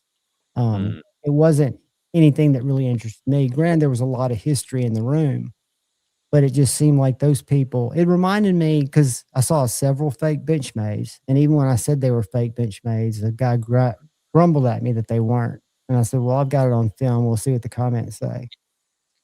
Yeah. Oh, Because I was just walking around filming the booth. So anybody shows up at a knife show to sell clones, I want to just flip their table. What you got there, Gary? I just made you big. So this is another Almar. This is from the 80s. Did they still make a knife? Almar? Yes. Through them. We'll talk about that. Yes, they do is the answer. But this is a nice slip joint. It's a hollow grind. Ooh. Nice bolster. Looks to me like rosewood scales. Very well built. Very nice. Okay, Almar's interesting. Almar doesn't have a factory. Almar doesn't make knives. Almar is Almar is like a lot of these companies today who they're just some dude ordering knives from somewhere else. And at that time, somewhere else was Japan. And so, they were just, Almar was a designer and he was having contracted knives made and he curated the quality. So it was good quality. And so now they're like, well, somebody else bought them. I forget who bought them. They're like, we can make a lot more money making them in China. Now, the shame of it is the knives that they're making in China are quite nice. But the whole shtick with Almar was Japan. Right.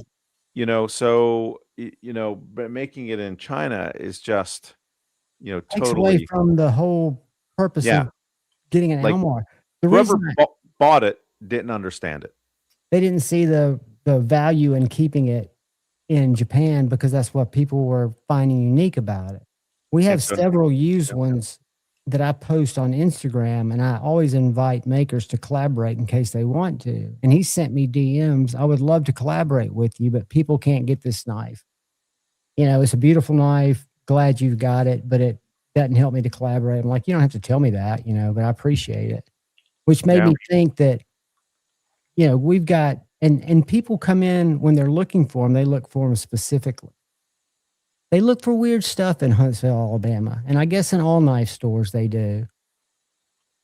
And some of the people, I'm surprised because I'm a very peaceful kind of empath kind of person, but I've almost walked out effing people 3 times, today being the 3rd time. I almost walked out just because I don't need it. And I was done with knife people. What is that, Gary? That's just a chef's knife I got. It's in Jin 3, which is a Japanese steel. Yeah. I made you big so you can show it because I didn't see it, unfortunately. Ooh.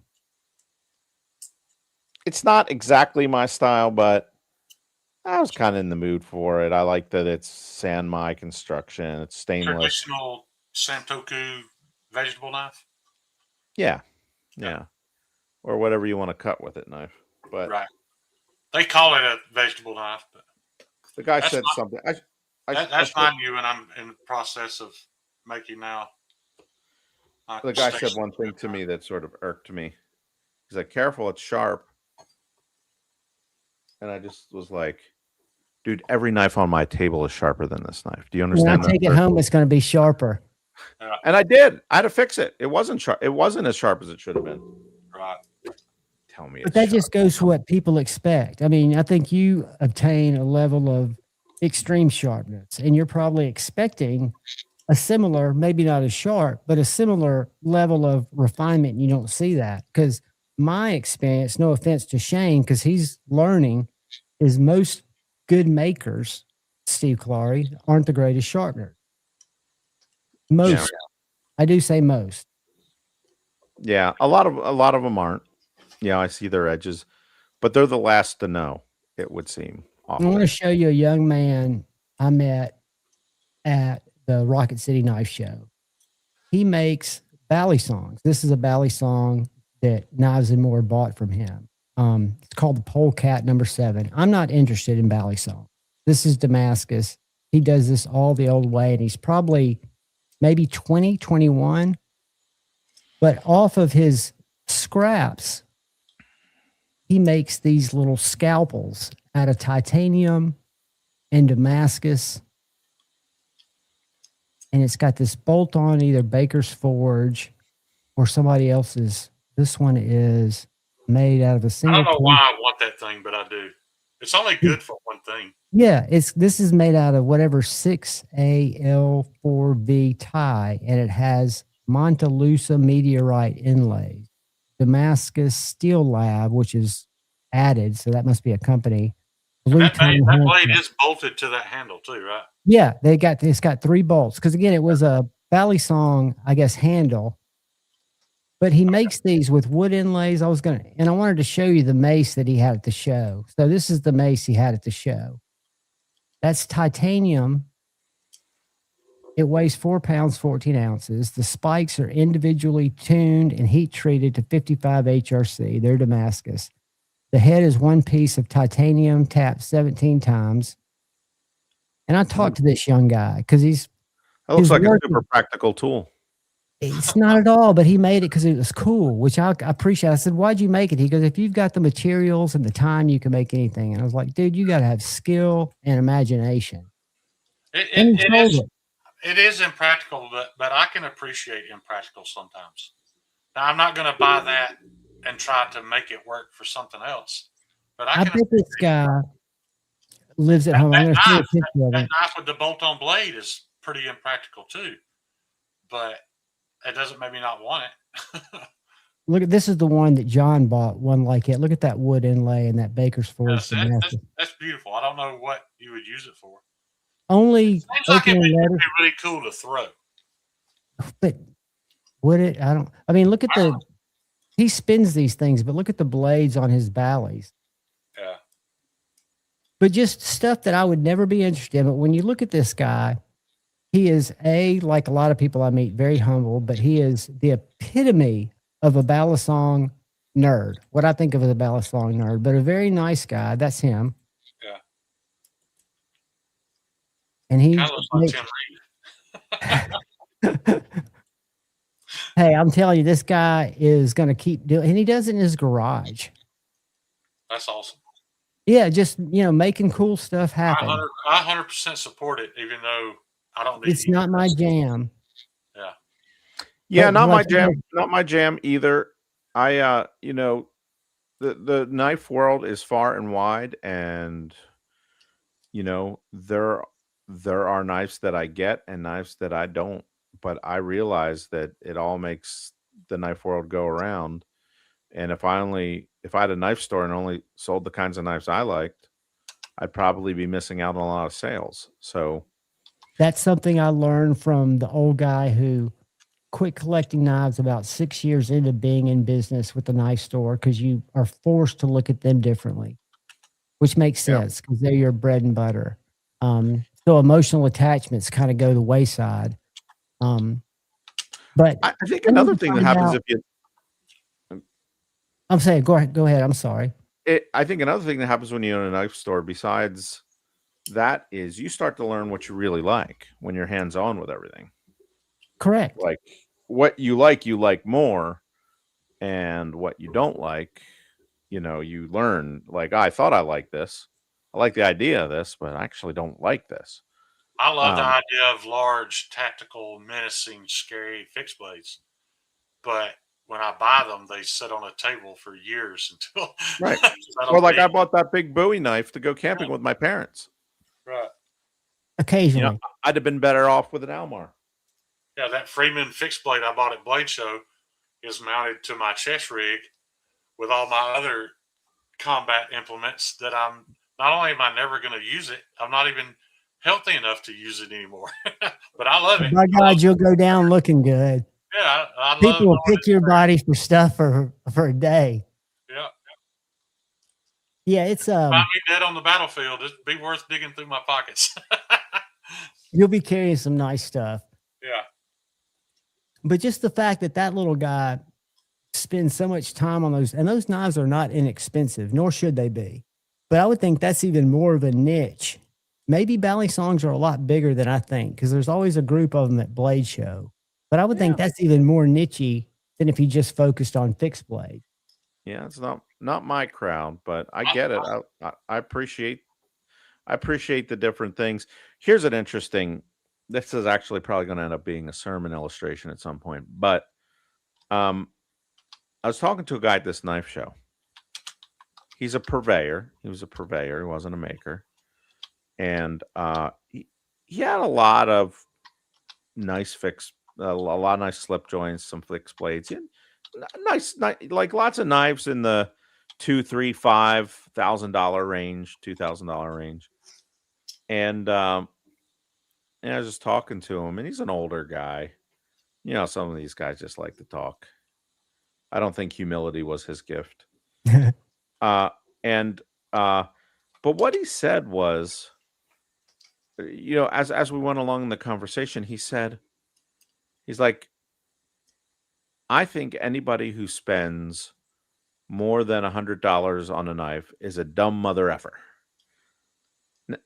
Now, I was just like, what? So here you are trying to make a living off of something you don't believe in? You think that all your customers are stupid? By a lot. You know, like you don't even like knives? Dude, Yeah, there are a lot of better ways to make money than buy and sell knives. I'm going to be honest with you. Buy and sell real estate.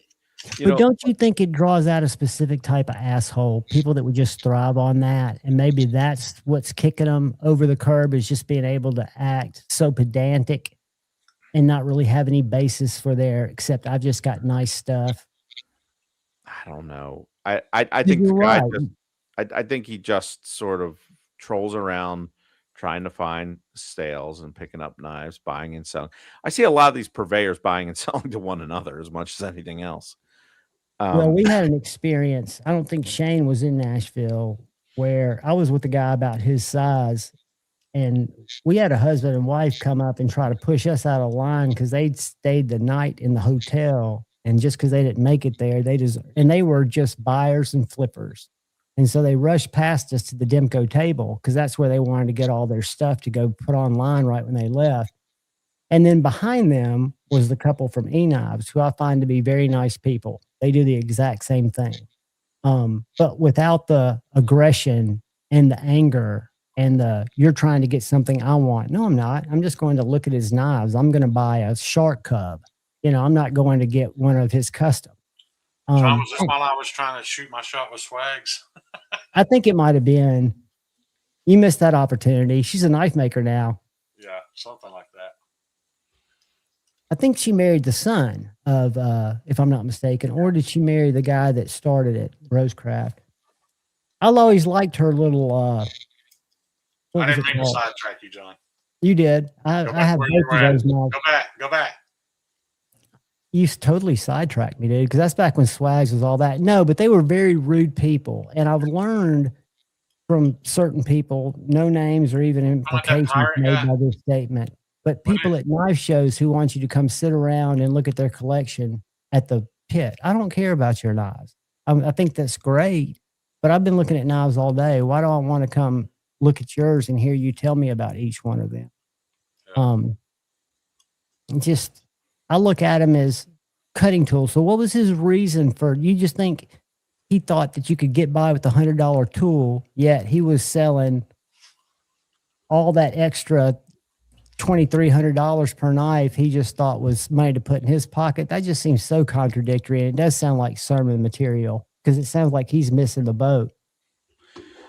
It sounds to me like he doesn't believe in his own product. Or the people that are paying his way and keeping him able to sell his product. Yeah. What did you say he was selling knives for, you? How much? He had a range, but he had knives into the thousands of dollars. Mainly 3 to 6, you said, roughly in that. Yeah, I would say his cheapest knives are around $300. Yeah, I would say that was probably his cheapest knives. And he Yeah. knew you as a maker, but you could have also been a buyer that would have been turned off by that statement. I wonder how many other people he turns off by that kind of crap. I don't know. He's telling a lot of stories that didn't sound very true to me. Um, yeah, yeah. It. I think the BS ran deep. Am in I that naive, or do you see two, and probably much more than two, but do you see that super humble, almost imposter syndrome maker and that overly arrogant maker that doesn't have really the work to boast their arrogance? Do you see two sides when you go to these shows, or are they all kind of cut from the same cloth, just at different stages of their craft? You know, um, just like everywhere, there's a variety of people. I think most knife makers are familiar with the Dunning-Kruger effect. Mhm. So, there are times where some knife makers are like that. Like they just, especially sometimes at first, like they don't realize how bad their knife is, and everybody's polite and tells them it's wonderful when it's not. That doesn't help them. Uh, but so yeah, I find humble makers. Sometimes I look at their prices and think, I that tells me what they think of their knives. And sometimes what they think of themselves. Perhaps. And I think when, like you shared a few weeks ago, if you have somebody's ear and you can tell them, buddy, you're better than that. I think it's good to hear whether they change or not, because I think that reinforcement could help somebody like that that's maybe pricing themselves out of the market. Because I want to see people continue to do well. John, you mind reading Patina's last comment? I think it's a How good common is it for a maker to go through the Knife Makers Guild process anymore, Gary? It seems the older crowd really puts more credence into it, but doesn't seem as prevalent now. Great question, Patina. I think there's been a real resurgence for some of the younger makers. The guild got very stodgy, and there's big arguments about, is a water jet cut knife a custom knife, and they did arguments about some of those things. They seem to be sort of in a rebuilding phase right now, where they're sort of getting more interesting people. But for myself, like, I just, you know, there's the craftsman side of me and the businessman side of me. And there are some dues that are involved with the Knife Makers Guild, and there's some work involved and some stuff you got to do. And I'm just like, what does that bring me for what I have to bring it in terms of In work value towards your money? product versus taking time away from your And perfecting your craft. and I've talked to some of those guys, and they've encouraged me to maybe do it. And I just don't see the value in, especially whereas I'm going a little more the production road. Not like I'm trying to produce knives, sort of boutique production versus straight up custom. But I don't know too many people that are going to buy your knife because you're in the guild. Because of that designation. When they're going to judge it based on some of its parts, right? The way it is. Yeah, they're going to judge it for what it is and whatnot. So, yeah, I just I don't have an interest in it. But I think, if you're a certain kind of maker and you want to pursue that, I could see there could be value in there in the networking and some of those things. But for me, I never had a lot of desire to go that direction. And I'm sure I could if I wanted to. You got to make knives and they got to get judged. But like even that process, like they want you to make a certain kind of knife. I think you need to have do a knife with bolsters, and like it's got to be a particular kind of knife that looks like custom knives looked, a few years back. So there was this other knife maker. I don't even know the knife maker's name at this show I was at. And his knives, they were like super buffed to the point where there was like no clean lines on them. Everything was sort of smeared. And they were chunky and the geometry was bad. And the handles were like shovel handles. Like they were enormous. And I assumed these were forged and they were some kind of basic carbon steel. And this guy wanted like $300. And I was just like, for his knife, $400. And I was just like, dude. Where have you seen what knives like that? Like I used to be a big Demolition Ranch fan, and he went up to Alaska and stopped and bought a knife. Like as soon as he got off the plane, he bought a knife for his trip. And you said it just looked like a chunk of 2x4 glued to each side of a piece of metal that was drugged across the concrete, and it's $350. Yeah. And yeah. those apparently people just pay that up there. I don't get it. Yeah.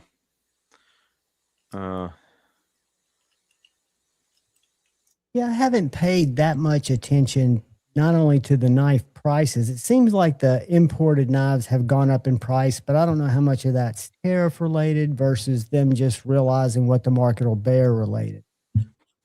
Or combination of both. That's just China's business plan and everything, John. It's the same as when they got into cowboy boots. They started out much, much cheaper until they put everybody out of business, and now a Chinese cowboy boot costs the same thing as an American-made cowboy boot. You can call it what you want, whether it's what the market can bear, but it is their business plan. It's how they fund their country, their military, their genocides is how they finance all of it, and we pay for it.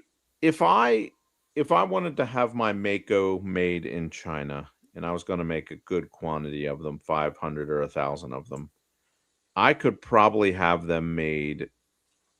Now, I can't speak to the steel quality. Let's say I was going to just make it in like a 9CR MOV or a 14C28N or something like that, which is probably their version of that. $12. My cost, $15.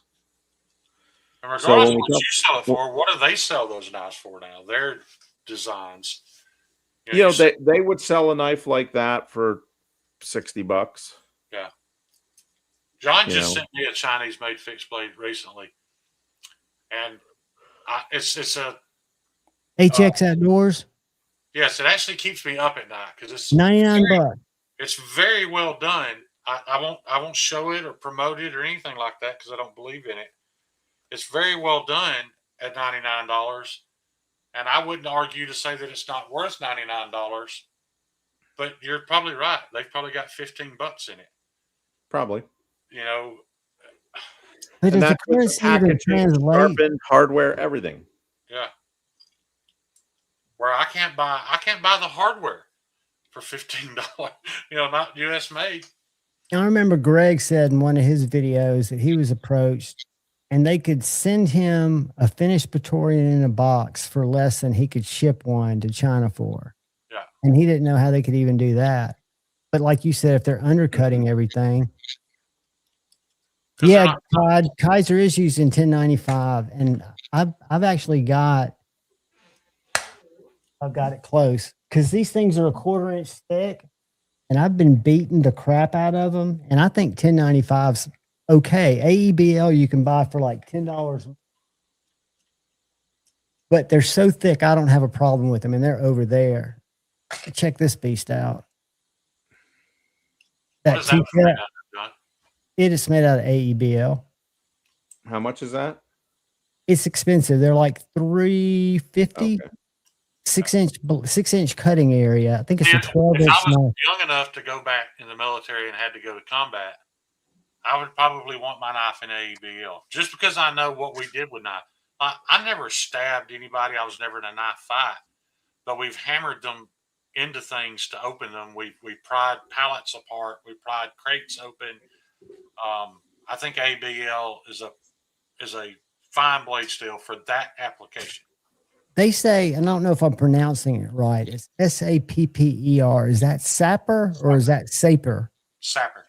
Okay, so this is based on a Sapper blade shape, which is allegedly had something to do with mine finding in the military and a couple of other hard use military purposes. But one thing they mentioned was mine location. I feel like if you locate a mine with a knife, that could be a bad day. I would think that would be the worst day. I would think you would want something. Not if you hit the side of it. I want a little longer handle. No doubt. No doubt. Kyle's punching the air right now, Patina Turner said, because I'm talking about my 1095. I'm going to grab one to show you what I mean by how thick they are. Now, should they sell it for less than 70? Why not make it a 16th of an inch thinner and make it out of ABL and it'd be twice as strong? But they make one out of ABL for $2 more. And I think it's because people are asking for 1095. Because I have people come in and ask for it. Well, you also said you have those same people that you were just calling them idiots 20 minutes ago. I just don't see a purpose in using it. So TCal sub 4-inch blades priced at 300 plus, sort of outrageous or overhyped. Well, I would say I know who makes TCal's knives because I was in their shop. And it's not TCal. No, I don't think he does much. He puts them together there, I think, to some extent. And the way they're making them is way more expensive than the way I make them. Doesn't make them better, but does make them more expensive. I would say their tolerances are higher than mine. But in a fixed blade like that, I don't know that that's necessarily a super high consideration. But knowing what they have in a blade, just the blade, is a lot because it's fully machined. My process is a little different, and so I can get an equivalent knife with at least as good heat treat, at least as good, or if not better, geometry for half that. Well, no, not half that, but 30% less than that. Also U.S. made, also yada yada yada. I used to let TKL's pricing kind of bother me, Gary, because I'm like, well, not just TKL, but a lot of brands. And then I have to remind myself that it's not the same thing.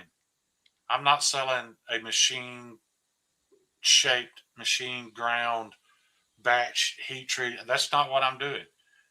Now, I am. Right. But am I going to tell you that my knife's better than that? In some cases, I'm sure the heat treat and geometry probably could be, but I just appreciate the fact that there are knife people out there that are willing to pay for the fact that a guy made it. A guy did this, not a machine. And I've mentioned that before too. As much as I respect TKL for owning and operating in a U.S.-made knife company, he's not a knife maker. Right. He's a knife company owner. Now, he may have been a knife maker at some point in time. I don't know. A lot of these guys that started these companies weren't necessarily knife makers. Right. But I think we're in a bit of a renaissance as it relates to small companies out there, like these small mid-size. And I heard TJ Schwartz talking about this on their podcast, like they're an example of one. I love that little knife of theirs. Yeah, it's a neat design. It's a cool company. I think it's a fair price. Companies like myself, I'm smaller in this game than a lot of these other guys. I'm working on not being as small. But you go around and there's TCal's another one. Now he's building sort of the knives like mine, but grinding them by hand. Very good knife company. Yeah. Is another company, Reef. how are they pronounced? Reef? I always pronounced them Rife and was Yeah, maybe I'm not I sure. think you're right. I've been in the comments, which I rarely get in, corrected a lot that it's Reef spelled Riff. So Yeah, I don't know. It's rife for and mispronouncing. SC does something similar, right? SE does. They're a little bit bigger at this point. They're a bigger player, I would say. But there's just a number of Spartan. That would be another. McNeese. Um, there's just a number of kind of small, mid-sized production companies that are coming up, and so what I think I see is just great choices for people that want American made, high quality, and varied. Like my knives are very different than TKL's knives are very different than Absolutely. TK Schwartz's Sure, knives y'all are are very totally different. different. You could collect both. I mean, It's because like they came out of different factories and workshops. but they're both offer They did. something really unique. Exactly. And what I think so I cool don't have about any it, interest, Gary, in ever owning a knife company. You know, John has pushed me in the past, to looking into having this done for me and that done for me. But if it 'cause I came want to down help you get big so you can I put me know, to but work. if it came down to me just having to manage the the numbers of a knife company, I wouldn't want to do it. Like I love walking up to the grinder with a piece of steel and knowing that the last 3 times I tried to change something, I hated it.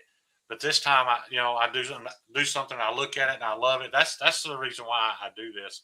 I don't Are have you any. full time? Well, I'm disabled, so I work when I can. Okay. But I don't have to have this if that's what you're asking. My goal, amongst other things, is to be able to, obviously I get paid by my church. I would consider myself, especially with as many years as I've been doing it, what they would call bivocational. I'm not getting a full-time salary. Right. Maybe 2/3 type of deal. But I would like to get to the point where, the knife company can be my primary income. Right. And you can't do that going up to a grinder with a bar of steel. Absolutely I mean, not. I know there are guys that do it, But I they love use the fact that there's people like you and there's people like McNeese, TKL, and then there's also people like me. But Oh, it yeah. took me a while to realize that I'm not competing with people like you. It's I'm not two competing different with things. anybody. Right. It's two different things. They're going to buy my knife, they're going to buy your knife, and they're going to buy somebody else's knife. Just give them enough time. Right. Like it's not like, it's not like people buy one, like the people in this world. It's not like they go out and buy one knife. Right. Well, I'm good. I got my good knife. There are some people like that, but for the most part, these are people that are, the next new thing. My niche is the steel, knowing about the steel, jumping on new steels, bugging the mills to give me new steels. Like I just sent some emails today. Well, being a name that they consider, I think that's awesome that you've gotten in there and have access to that. But the reason I brought that up, though, Gary, in your opinion, should I be concentrating on price? Like if somebody in the chat right now wanted a particular TKL knife and they reached out to me and asked me if I can make them something in that same style, and I would be able to say, well, I know I can offer you a better steel. I know I can offer you a better heat treat. I know well, let's take geometry off the table. Let's say they wanted it just like TKL made it. In your opinion, where should I be on price, though? Should I think I should be cheaper than TKL? Or should I be a little more expensive than TKL if I'm on it? That's where I get confused. I'm never sure where I should be. Talk to Kyle. Pricing's tricky business. TCal has built a name for themselves. They spend a lot of money on marketing, I believe. And so they do a lot of community outreach through their social media and have built a fan. I would say they built a pretty strong fan following. They have. Jacob at Very Good Knife Companies in the process of doing the same thing.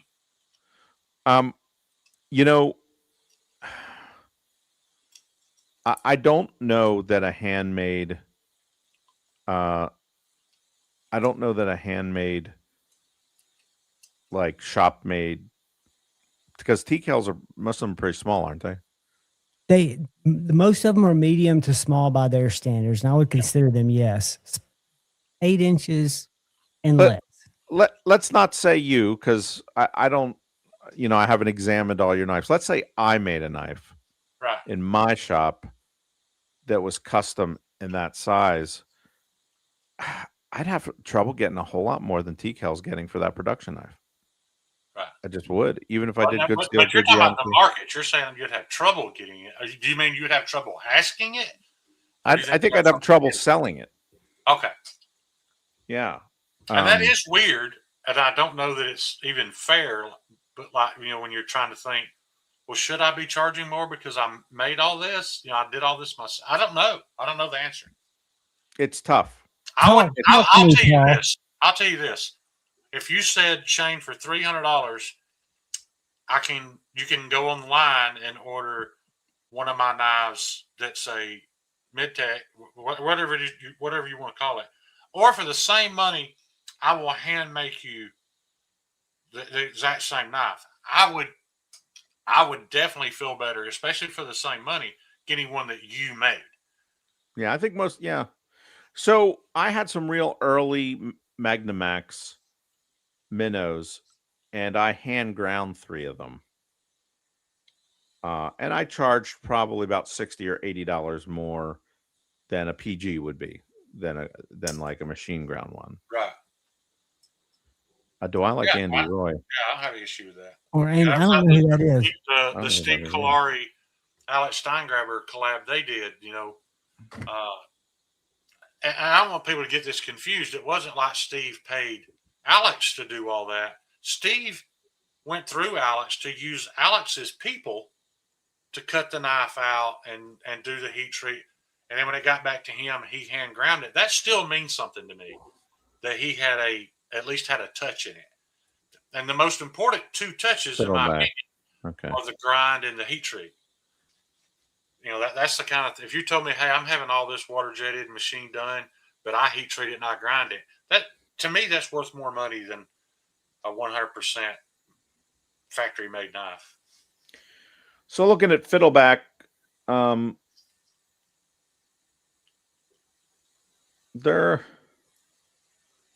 think they're fairly priced for what they are.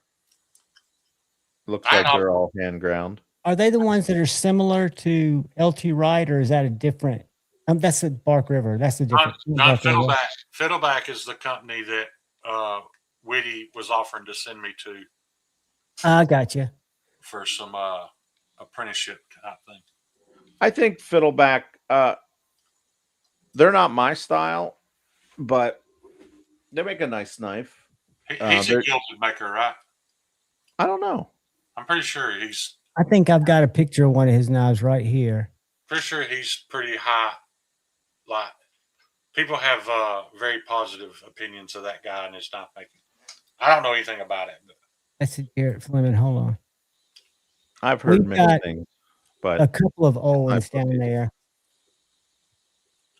The reason I didn't go was for the same thing you're saying, Gary. I didn't feel like what I feel like is important in knives and where my passion is. I didn't feel like fell into or was the same as his, so I didn't know that I would get something out of it. Now, could I have got something?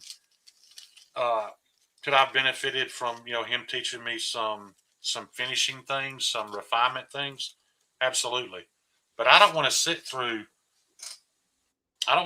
and have somebody tell me about heat treat or geometry when I don't agree with their heat treat or geometry. Well, it looks like he's doing convex. So here's got a knife in A2 steel that's a quarter inch longer than my minnow in A2, 3/32, so similar thickness to my minnow, and he is $385. Right. So you're also paying for that discal taper on the handle, which I don't get. I don't want to pay you to do that because I don't care anything about it. I don't think this one has a distal Oh, taper. I've never seen a knife of his that didn't have a discal taper on the tang. I'm not saying they don't exist, but yeah, maybe it does. Yeah. I can do that in about 5 minutes on my surface grinder. Right. Gary, you know what Jacob Steinblade. Create sells his little chickadee for, don't you? I bought 3 of them. No. They're $285 flat ground. Okay. And he has somebody else do them now. That's a fiddleback forge right there. A Monarch A2 tool steel with a philo burlap micarta scales. And I bet he is a guild guy. Because that looks like he's in certain circles, he's very highly regarded. And this guy has the worst imposter syndrome of anybody I know. That's a guy named Greg Datcher, who is an artist in Huntsville. He buys the finest materials and makes these knives and sells them criminally cheap for what they are. If you took just the materials of that knife, it's Baker's Forge, Tiger Mai with a carbon wood handle, and he does that stacked leather sheath, and that's about a $435 package.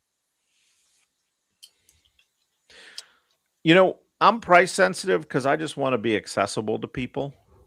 Right. You're making a knife to do business, to get down to business with. Yeah, that could eventually be in a retail setting. Well, it is in a retail setting. I just sent 40 knives out today. You should have it. You should have another retail setting. I think your knives would do great in stores. You don't see them. You see big ass bushcrafting knives. You don't see any, and more people like smaller fixed blades. And modern steels and modern materials and blah blah blah. Yeah.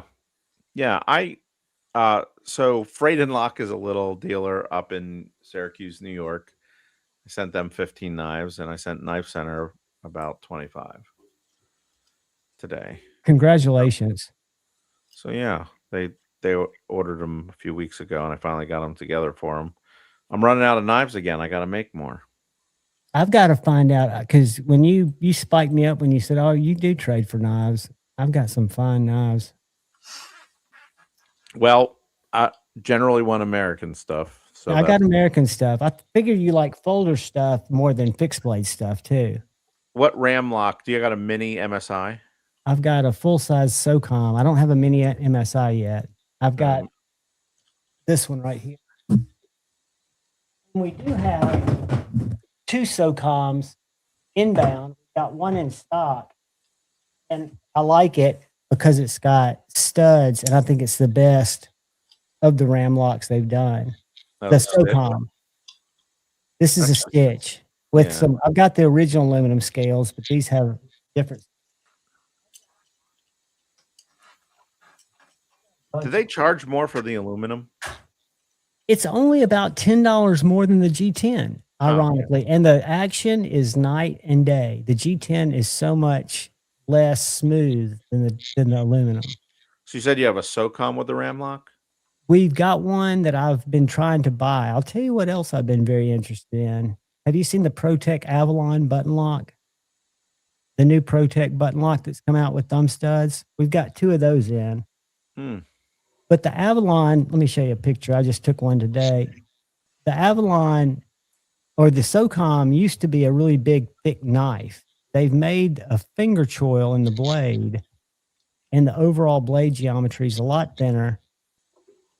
It feels great. Let me get, and I'll also show you this ProTech. This ProTech is what I'm afraid, because I played with it. They say if I play with it a lot, I won't want to buy it, but I still want to buy this knife. That's a MagnaCut button lock with thumb studs. And is then that auto? the SOCOM, it's a manual. Oh, it's manual. Okay. I have an auto kind of like that.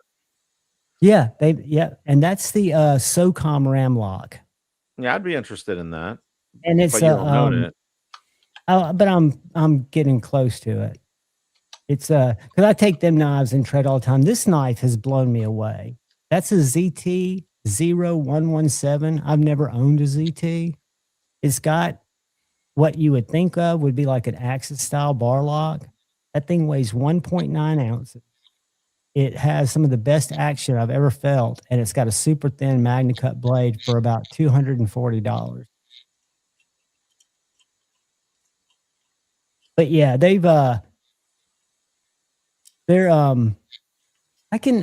got good access. I've got MSIs coming in, but the first run of the MSIs coming in are going to be a lot more expensive because they're titanium than the mass. They're what do they call them? Marathon Selects. Marfione Selects. I always say it wrong. Hey, John, I'm going to jump off. I want to jump off and hang out in the chat for a little bit. Hey, look what I've done. What? Gary, I appreciate you answering all my questions, bud. Yeah, it was helpful. I sent Neil because he also won my last channel member giveaway. So I've got to get two out there. Is that emulsion working good for you still? I absolutely love it. I've stropped everything I owned. I had a one mic on right now. You remember me telling you, and this may not be a good way to test a knife, but when I open a knife, the first thing I do is I touch my thumbprint to the edge to see if it snags my skin, to see if it's sharp. And I had knives that didn't do that, and literally just three or four swipes back and forth on that strop with that emulsion, and they did do that. So that's what makes me happy. That's what I look for, and it achieves that. And you said it went so much further than what you used before. Yeah, just a few drops. The bottle is tiny, but it was literally, I don't know if I can see. I'm probably down to about right here. I used maybe 3 drops on a 12-inch strop, and it painted the entire thing green. So, and did you get 3 or 6, Shane? Because I was going to get 1, but they were out. I got 6. I like a higher mic. I don't care about mirror edges and all that. So everything Kyle taught me was a lie. I should have stuck with Jared's information. What? Jared is the one that always said, get a 6 micron. It's the best mid-range. And Kyle was like, no, you should get a 1 micron, and you should. I mean, that's just personal preference. I'm kidding. I mean, Kyle knows I'm messing with him if he's out there. He's probably falling asleep. Of course, I think you should get all of them. Yeah, absolutely. And go through several progressions. But I found out, Gary, I had some TS Prof stones, and I would take my knives through each stone. And I learned from Kyle that I can obtain the same edge by maybe using every other stone because they were so easily. They were, yeah. I was just not, smart enough to. I'll see y'all in the chat, John. Appreciate you. Take care, Shane. Shane. So, you say you love American knives. So have you ever, you like American Blade Works? I'm crazy about them. I'm trying to think. Hinderers. You're not crazy about, I'm trying to think what I would have that would, I've got a lot of Benchmades, but everybody's tired of Benchmades. I've got some old unique Benchmades too. Now, when you say old, what do you mean by old? Like not old, like I've got a Valet. It's not. I got one of them. And then I've got a Mini Loco. This is probably my favorite Benchmade. It's the first production.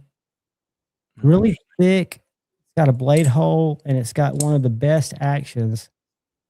Oh, interesting. Yeah, S30V. Cool. Yeah, take a look at it online. It's called the Mini Loco. Really. Got a 940 and a 945. I've got a Mini Adamas. Got a lot of Spydercos. Got some. Have you ever had an axial out the front? Do you like automatics at all? Not as much as I used to. They're legal now, so. Okay. No need, no foul. Even out the sides? They are legal, so I'm not interested in them anymore. Oh, you liked them when you were. Yeah. Have you ever seen one of these? A ProTech Magic Whiskers that doesn't have a button anywhere? Oh, no, I haven't seen one of those. You've got to use the back end of your palm to move this scale ever so slightly. I just bound it with my fingers, but you just give it a little twitch and it fires out. I gave it to both my dad and my mom. Granted, they're old, and just challenged them to open it. And you just give it a little twitch with the back of your thumb. Pretty cool. That's cool. Whiskers is the guy who designed it. The first one was the Magic Whiskers, which was a smaller front bolster activated. But yeah, we'll talk sometime offline, and I'll come up with something cool to at least send you to check out to see if it'd be something you'd be interested in. If not, I definitely want to move forward and pick up. If that Magnamax comes back, let me know that minnow. And if you have any Air Steel, I have both those things available. Yeah, I want to just talk to you and PayPal you, and we'll just go from there. Probably be the easiest. But you say kitchen knives. When you break out how you do what you do, I know you've been dealing with shows and you've got shows still coming up. Do you try to keep, I know you do your bushcraft much less, but do you have a balance that you try to work within? Well, I try to keep the PG series knives of some nature in stock all the time. Right. That's why I always go to your website and you can see right there what's available. I want to add a new model to that. And then I want to pull over the bushcraft into the PG series, have them ground. But it's so capital intensive because, like folklore bushcraft is like 4 times, 5 times as much steel as a minnow, let's say. So it's and the grinding will be more too. So that's the other piece of it. And I have to do 300 at a time. So, which is a jump from what you're currently producing, what you're able to produce in a big way, or is it? In terms of the big knives? Then, yeah, the big knives, like if you jump to 300, is that tripling your capacity of what you currently are able to do? That's a good question. So I have about 100 orders outstanding for the Folklore Beast, the thick one in 8670. That's the one that I already have 100 sold of, essentially. That if I switched it to a PG, I could lower the price a little bit. And fulfill the orders quicker. And then get them all out. Yeah. Because right now, each one is hand ground. Actually, for a lot of the beasts, each one is in-house heat treated. So, if I send them out to get heat treated, I have enough steel for it. I have six plates of 8670, but it's 275 thousandths thick, and my laser couldn't cut it. That's a whole nother level that you have to add to your costs going into producing. A little bit. It's gonna, it'd be $4, $5 a piece to cut them out. But that's another $5. But the laser's right down the road, so I just throw the steel. A plate of 275 thick is heavy. And this is, you don't have to answer this if you don't want to, but do you go off site to make all this happen, or is this all in different parts of your abode where you have your steels and you can make this stuff move from, or do you go somewhere and do this every day? The shop is a detached garage. Okay. And yeah, so that's where most of that, but parts of the house are like the fulfillment and sharpening and some other things. Right. So the dirty work happens out in the shop, grinding, laser cutting, cleaning up, surface grinding, surface conditioning. The laser's up in the house though. So I have a cutting laser that's in the shop and a engraving laser that's in the house. I got you. That's where you do all your maker's marks and stuff like that before you ship them. Is that kind of one of the last things you do? Yeah. And I saw a facility would be perfect where I could house all that in the same facility. It's $139,000. It's in the town about an hour away from me though. So that would be a long commute to go work. About half of that would be perfect for the way my ADHD brain works. Gives me just enough time to get ready for work and just enough time to get home and get it off my system. But an hour is quite a ways unless the traffic's not prohibitive. It's not. It's in the middle of nowhere. It's in Pennsylvania. It's in coal country. Pottsville, Pennsylvania. It'd just be a matter of keeping yourself awake for the commute because you probably go in crack of dawn. I'm not a crack of dawn type of guy. I take my son to school. I drop him off at 9, although next year that's going to turn into like 7:30. And so I would leave from there. And I do like to, my time is split through the week. So Right. Because you're essentially juggling, well, being a parent, 3 or 4 things. I'm sure more than 4 when you take all the activities into account. The 2 guys that work for me will likely be full-time before I will. So, I want to make sure I have, once you start having to meet payroll, like on a full-time basis for people, that's a whole new level of responsibility. Yeah, right now they're just 1099 employees. So, when they move into full whatever, they won't like that because they won't get as much. But they'll see the long-term effect, because I've done both over my career in a different field, of course, but you see the value that you provide, and you're able to look at, I'm making payroll instead of having to try to find out how to get payroll this week, because it's happening, right? They've got the skill sets to keep the performance going to make it all work. And then I don't see you running into anything that would stifle your growth. I don't know how fast you've grown, because I only became aware of you when Isaac came through the store 2 months ago and showed me your minnow, and then went out and got his Mako. But I can see you be on a path that you kind of can set for yourself. And you strike me as a type of guy that overthinks, not to a bad extent, but you think about everything before you do it. So you're not going to jump into anything half cocked. No.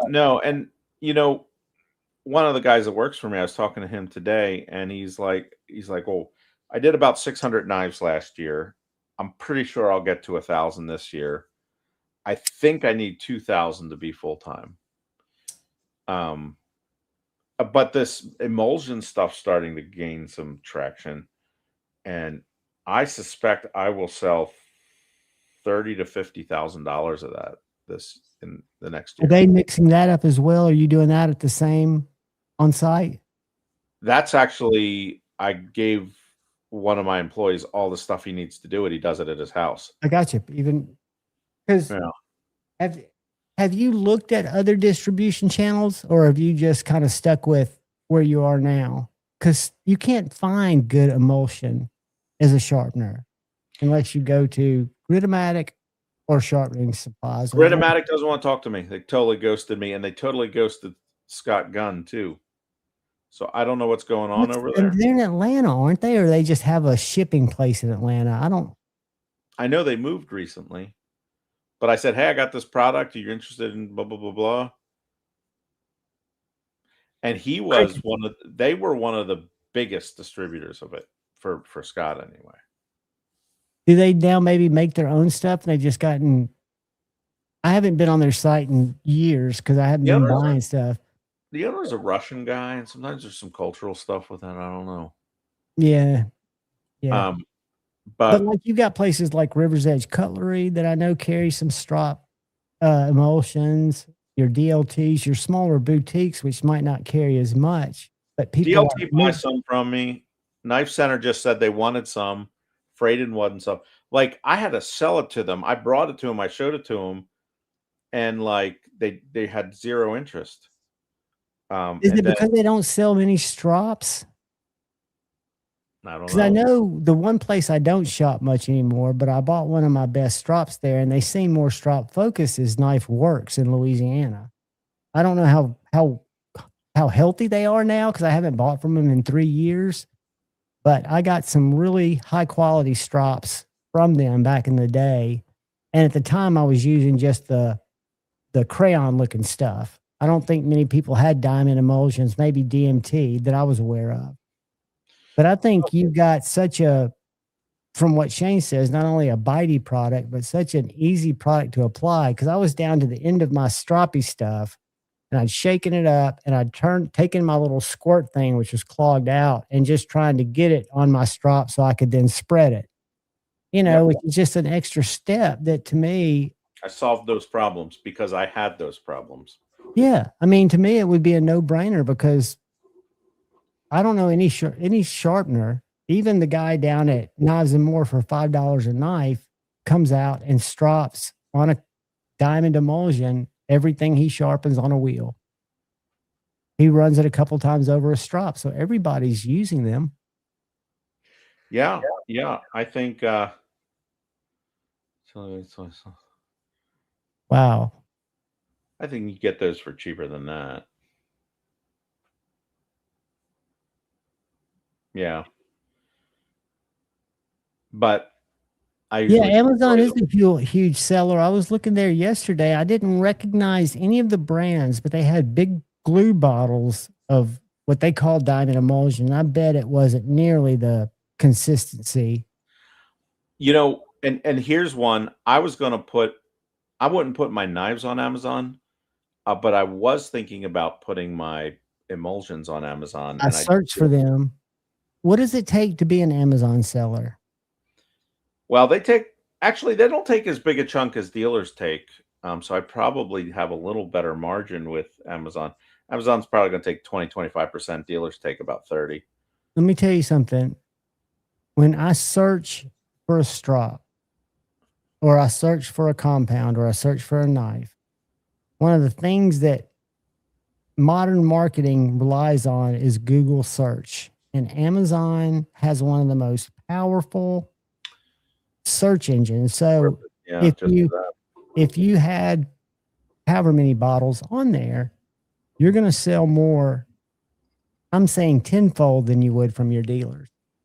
Because I looked for your, because I went to supply or sharpening supplies.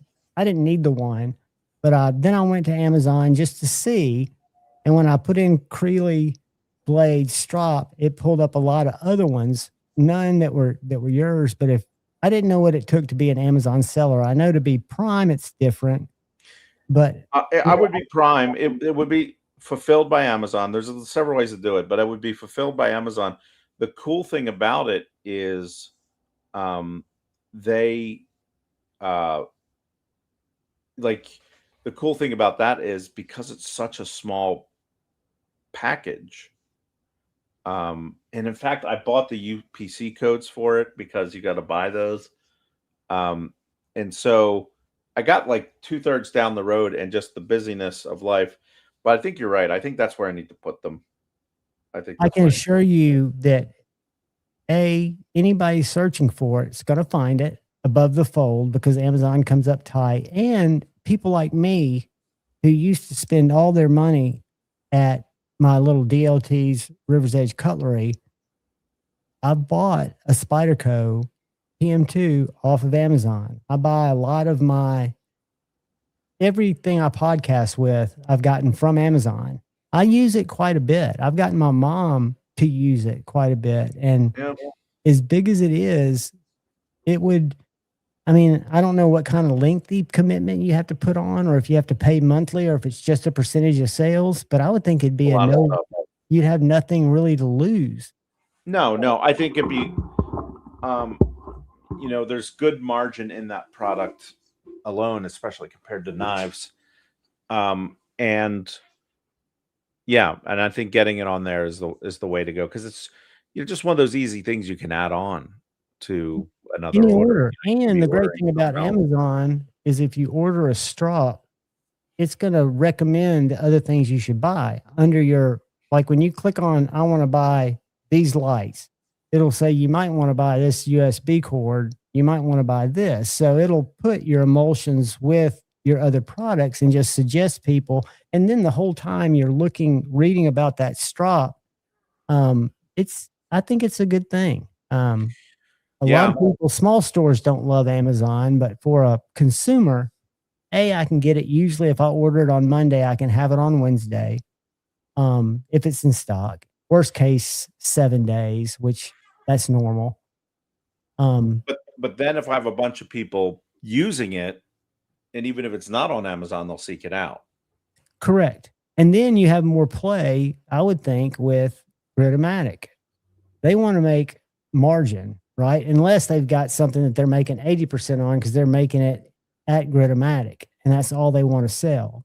They want to take their customer base and sell them an inferior product for profit. I would think I mean, Etsy's, I think they have a lower rate, but they don't get nearly the traffic. No, not for What that. Amazon no, is, when something's Prime and you get it, I'm terrible at shipping. Like you order it off of my site, it might be a week or two before I get it to you. guilty as charged. And I even bought the little, which was you probably own one, the little heat printer that you buy the labels for. Oh, the Rolo? Yes. Yeah. Yeah. Do you have one of those? Right Oh, there. yeah. Yeah, that thing made my life so much easier, but it's still, I can't imagine, like when I watch Lefty at Devo Knives ship out a drop, or can't imagine you shipping out knives every week. That's got to keeping up with it's got to be tough. It is. We're getting to the point where now this week wasn't so busy, but where I spent all this time shipping knives and I got to spend time making knives. So yeah, it's a juggling act right now. Do you try to go ship one day a week and have that day to, that would make sense. I would think. Ship one day a week. And then once in a while I'll miss that day and it won't be till the next week. Right. So that's, people say but I print the label out pretty soon and I use it as a fulfillment slip. Yeah. To help you stay on track of what's got to go out. Yeah. But like today I got 20 or 30 regular orders out. And then I got the 25 to Knife Center and then the 15 to Fraden. So a lot of knives went out today finally. And how soon before they drop, or will you know when Knife Center is going to release them? They usually get them on there a couple days after they get them. So I would imagine they're going to get these Thursday. I would imagine they'd be up by Monday of next week. I'll definitely do some. I'm not an affiliate. Knife Center doesn't work with any creators. They're the only one. I rarely ever use their links, but I will use their links on yours. I've only done the unboxing. I've not done a full review because I've still been carrying it, but it's going to be a really good.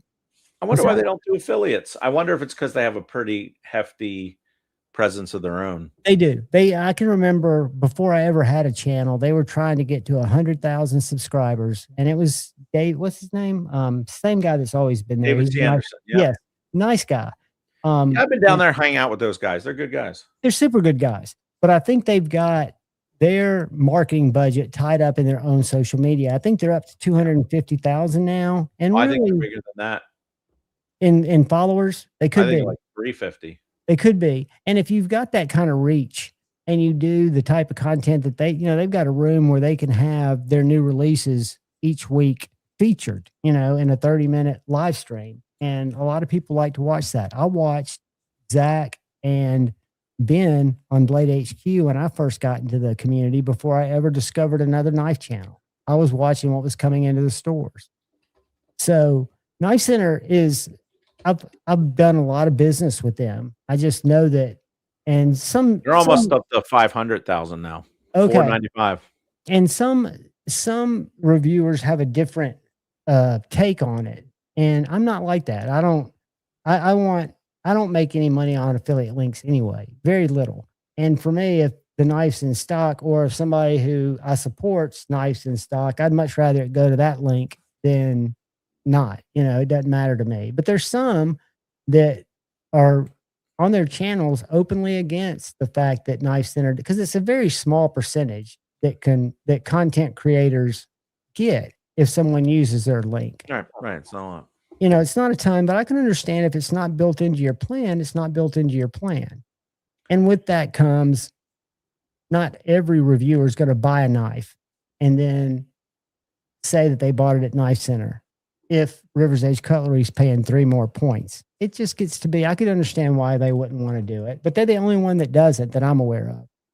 Well, and they don't, and again, it's because they don't need to. Now, one of the interesting things, and I heard McNee's podcast talk about this a little bit, the idea of when I give the percentage away to a dealer to sell my knives, which is, in my case, sometimes people make this secret. I don't understand why. 30 points is what my dealers get. That's pretty typical. Most knives out there are going to be somewhere between 25 and 35. Mm-hmm. I'm in the middle. So that's my marketing budget. I'm paying that 30 points for marketing. Yeah, absolutely. And so when I bring a dealer on, that's part of the lens. I bring something to the table in the knife. And so what does the dealer bring to the table? The In terms of buyer. marketing, or is that dealer connected to a different group of folks? And so it's a two-way street. Yeah, absolutely. And Two-way street. anybody in the retail business, you want to turn inventory quickly, which is advantageous to you because it gets a repeat order quicker. The only thing, and I'm not like this anymore, but what used to drive me crazy about Blade HQ, who does have an affiliate program, and Knife Center, is I would order from both and my order would sit in processing for 2 days. Not a long time, but when you're a dopamine addict and you're ordering knives and River's Edge Cutlery ships it to you the same day, in DLT, you kind of pull for the little guy, and Blade HQ is very fair to content creators. And they're a great place. If I'm looking at 10 knives from 5 years ago, chances are Blade HQ is going to have something that I can show a customer where they can get a knife like that. A lot don't. Yeah, Blade HQ has reached out to me back in the COVID crazy days, but I talked to them since and they didn't even respond. So I think they're less interested now. You don't assume that. What I learned is they're overwhelmed, and a lot of times you're not getting the right person. And I'm sure you're looking for, the right departments. Yeah. But let me look. I mean, to me, when you're looking at the margins, the store I work for, unfortunately, is set up to where 30% is their break. That's what they can allocate there, what they consider floor space. I never understood under glass space being floor space. I do now. But the thing about a big superstore like Blade HQ, Groomatic, anyone that carried your emulsion, that's not taking any shelf space. It's taking such a small amount of real estate for a huge return. So to me, I would rather carry Creeley emulsions than Makos. I don't know what the margin difference is, but I know I can get a lot more emulsions than I can Makos in the same bin. You know what I'm saying? Does that make any sense? And maybe I'm not looking at the... One interesting thing is about Amazon, and this is everybody that sells on Fulfilled by Amazon, which most of what you buy is fulfilled by Amazon or from Amazon. There are other ways to do it, but those are the lion's share of how they sell stuff. They charge you by the volume of the product, like how much space it takes. You pay a storage fee. I got you. So you're actually not shipping from home anymore. You're sending them the product. You send them like 200 of them, and then they sell through them. They alert you when it's getting low. Then you send them 200 more. They take care of returns. It actually, but you do get people kind of screwing you on the returns sometimes. Right. But over time, it seems like you would hit your sweet spot of what you can make and get rid of. It would be huge for helping you forecast. And it could be like, I need to send in 500 bottles at a time or 1,000 bottles at a time. And that could be bigger than the knives. Yeah. I mean, I just think when you've got great, what do you call it, ancillary products? Because I started my sales career in the car business, and the biggest car dealers I worked for also owned paper companies that printed all their contracts. They owned companies that hung their secondary paper. So they weren't just selling cars, they were getting in a lot of the businesses that supported the car business, specifically theirs. And as a knife maker, to an extent, you can do a lot of the same things. Because you could partner with somebody, not that it makes sense. I don't even know if it makes financial sense. But I know a guy who has no interest in doing it full-time now, but has made me 2 strops that are amazing, that he could sell for much more than he thinks he could. And there's just so many opportunities of cool stuff and collaborations that just make sense, even if you don't work together, even if you just co-support each other, with a couple of videos. I think to be fruitfully coming up with ideas. Nothing is crazy. I think I told the story. I don't have it out here anymore. But a lot of people tell me it's the dumbest idea ever. I had a guy reach out to me with a EDC travel sheath. Did I tell you about that? Mm-mm. It was he wanted to send me one and see what I thought about it. I said sure. I didn't read the description, didn't know that much about it. It came in. It was a beautiful taco sheath, made almost like a pew sheath. Had foam on the inside, and it had this very inexpensive steak knife in it. And I thought, well, that's the shittiest knife I've ever seen. And so I went to the website and started reading about it. And what it's designed to be is for people like me who used to travel business class for a 2-day show, and I wouldn't want to carry on a bag. I wanted just to have my clothes, and carry it on with me, so I wouldn't have to go to baggage claim. I couldn't take a knife. But this little idea allows you for like $15 to buy a sheath that you can travel with. And when you get to Florida vacation, you can go to Bed Bath & Beyond, Walmart, Knives and More, buy a Wusthof paring knife, and they all fit. I see. Kind of a crazy idea, but neat. The fact that somebody thought enough about it to make a few. And when it came to me, I thought, what is this at first? And I thought, well, that's really cool because I've been in that position. I flew to Las Vegas one year for a convention when PKV was still out there, or PK Vegas. Happened to be 2 blocks from my hotel, and I walked down and bought a Delica because I felt naked not having a knife in my pocket for a week. And then I had him ship it back. But it was just with that little sheath in my pocket, I might have felt different. I don't cut a lot of stuff. I just like having one. Yeah. It is one of those things. The issue, Toyotas and Tools here is saying the issue with Amazon is you'll have a lot of fraud. No, you won't have a lot of fraud, Toyotas. You will have some fraud. Yeah, there'll be a fair amount. But of course, you've seen thousands of return packages because hundreds of millions of packages were shipped out. So it's a numbers game. So what's the loss going to be? Is it going to be 2%? Is it going to be 5%? Is it going to be 10%? Even if it's 10%, and I'm still right about what a dealer does for me, but then I'm not. That's a high number too, Gary. I think you even know that's unrealistic. Yeah, 10%. It's probably like 2 to 3%. Yeah, 2. I would think that. I mean, yeah, that's 1 for 10 bottles is a lot.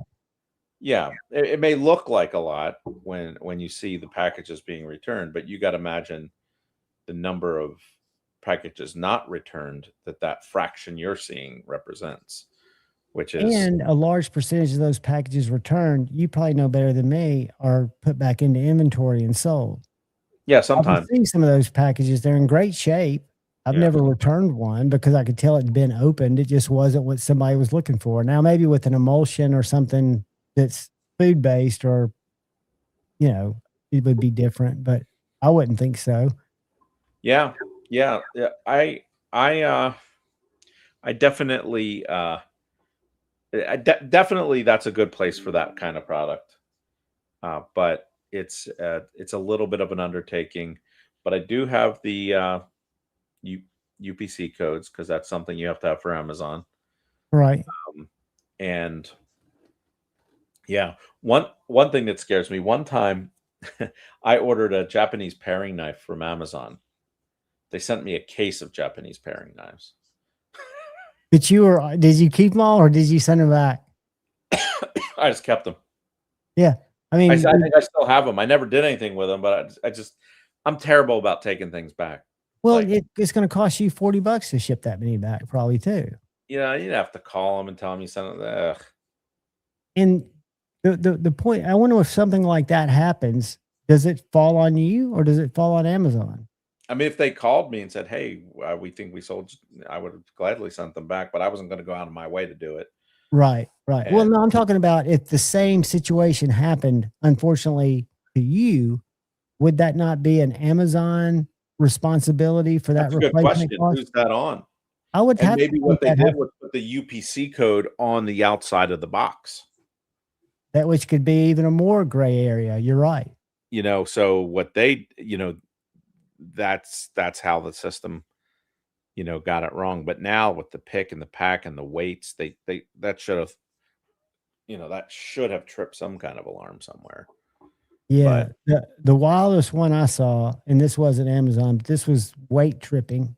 There's and this is why you don't ship knives to knife modders that are popular and use their name. You use their individual name. You don't ship it to knife modders because those packages get looked at. But a guy who has a YouTube channel sent 2 knives to get customized. They were Grails at the time of his. And when the modder got them, it was the exact same weight of small bottles of personal lubrication. So it was the same weight of these 2. So somebody inside the post office, you would have to think, I don't know who else would have access to the package to take the contents out, weigh it, and replace the contents. When it tracked without, and it wasn't like falsely delivered and then rerouted, it tracked normally. So there's always bad stuff that's going to happen, but I think your loss rate would be low because most times they get it right. I don't think I've ever had. Most of the time they get it right, and I'm not super worried about. But that is another part. Like I can't just say, oh, that's 20%. Even the 20% isn't like fixed. That's a really rough estimate because there are there's the shipping fee, there's the storage fee, there's the how long it's been there. It changes the storage fee. And so the 20% is just sort of like the guesstimation. Right.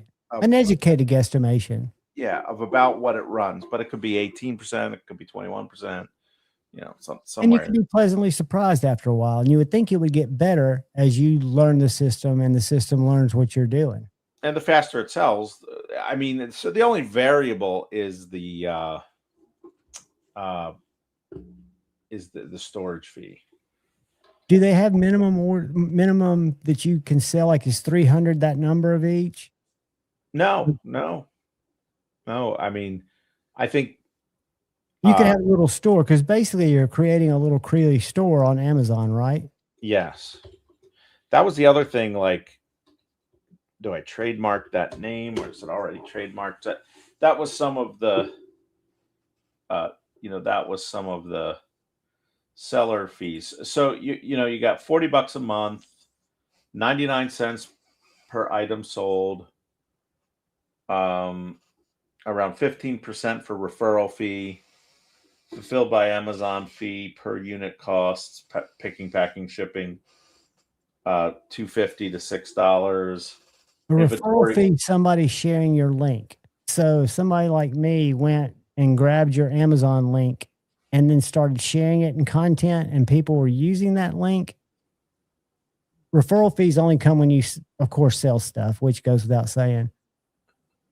Interesting. That comes right out of the seller. It does. And Amazon keeps most of that. The creator does not keep most of that. Right. Yeah. Like I YouTube know, I have revenue. affiliate links and Yeah, YouTube revenue, we get very little, a small percentage. Inventory storage monthly fees based on my TV. So annoying. There you go. Inventory storage fees, monthly fees based on volume. $240. Oh, at different times of the year. Q4, it's $240 per cubic feet. January through September, it's 78 cents per cubic feet. But here's the thing: a cubic foot of emulsion is like 100 bottles. That's your full order, right? I mean, at a time you could get by with sending 100 bottles. Yeah, and so you're selling, if you're selling through 100 bottles or 400 bottles a month, then that's nothing. Refunded. And you know what your pro forma is at that time. You know what you're selling down to the bottle almost. Ooh, long-term storage fees applies to items stored for more than 181 days. $6.90 a cubic foot. Well, couldn't you simply sidetrack that by not overstocking? Right. You got to figure that out. But until you know. Yeah. There's that little bit of risk. But you can also put coupons on it, right? If you want to. I know Amazon does, but I don't know if the seller has, like, if you see that your stuff's getting dates and inventory, and you want to knock $5 off to try to move it and have them sponsor it. Because I know, just like paying for Google pay-per-click, you can pay to have your emulsion be a sponsored Amazon pick. Amazon doesn't say this is the best product, so we're going to feature them. This guy paid to have their listing at the top of the results. That's why you see sponsored beside it. I probably won't do that because I'm already paying so much for these other fees. It's so cheap, and I would almost recommend. I'll find out exactly how much a sponsored post is, because it sponsors like 1,000. They do it by, they call it mil, which I think is Greek for 1,000. So they would boost 1,000 of your posts to 1,000 viewers with the preferred link, and then within like 10 listings under it, it'd be shown again for maybe $7 per 1,000 impressions. Yeah. But anyway, that's another way. Yeah, that is another avenue. I do too, Toya. I rarely click on them. If they're Kaisers, they don't cost anymore. All they're doing is they're giving them better placement. But it lets you know that they're somehow bilking the system to get that placement instead of just being organic. I always read reviews. I'm one of those idiots. The long and short of it is Amazon's making a lot of money. He's going to space or he's going to the edge of space with his profits. Yeah. Yeah, they figured something out. And what's weird is I can remember when they were a bookstore. Mm. And do you remember that? You're probably too young when Amazon I remember. Books. Yeah, I remember. And I always wondered, how's that business model going to play out? Because that's when books were starting to become digitized. Yeah. So somebody just filled out a I did a Kickstarter. When did I do that? I fulfilled those orders like in the fall.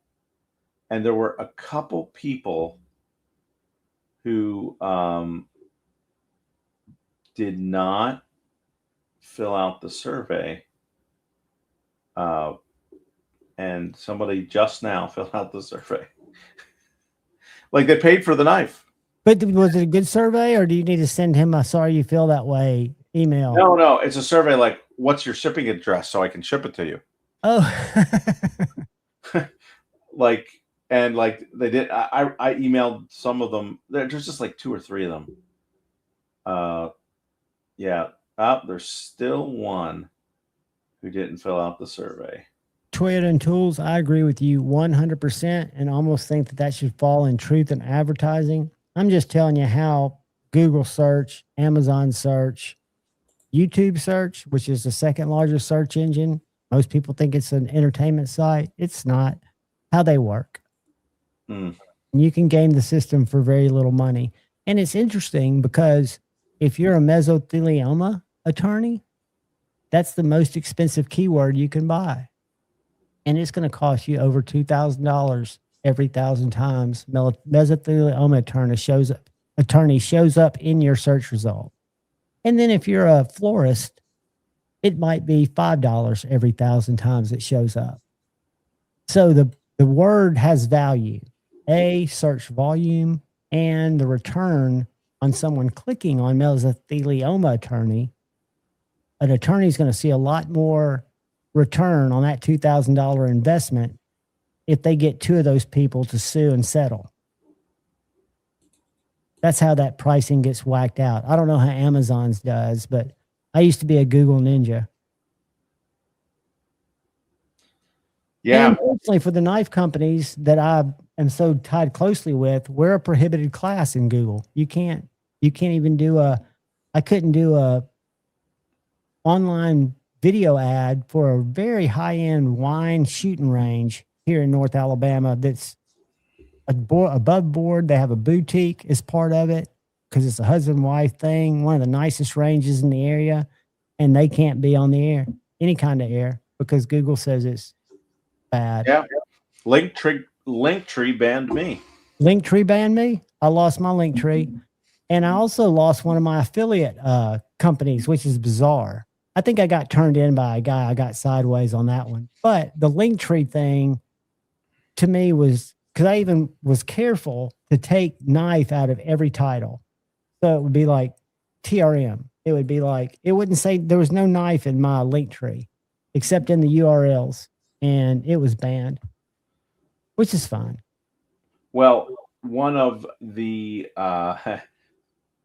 so I sent these knives to Freight and Lock, but I usually trade a knife in addition, so I just subtract it from their invoice. But I got a titanium bulldog,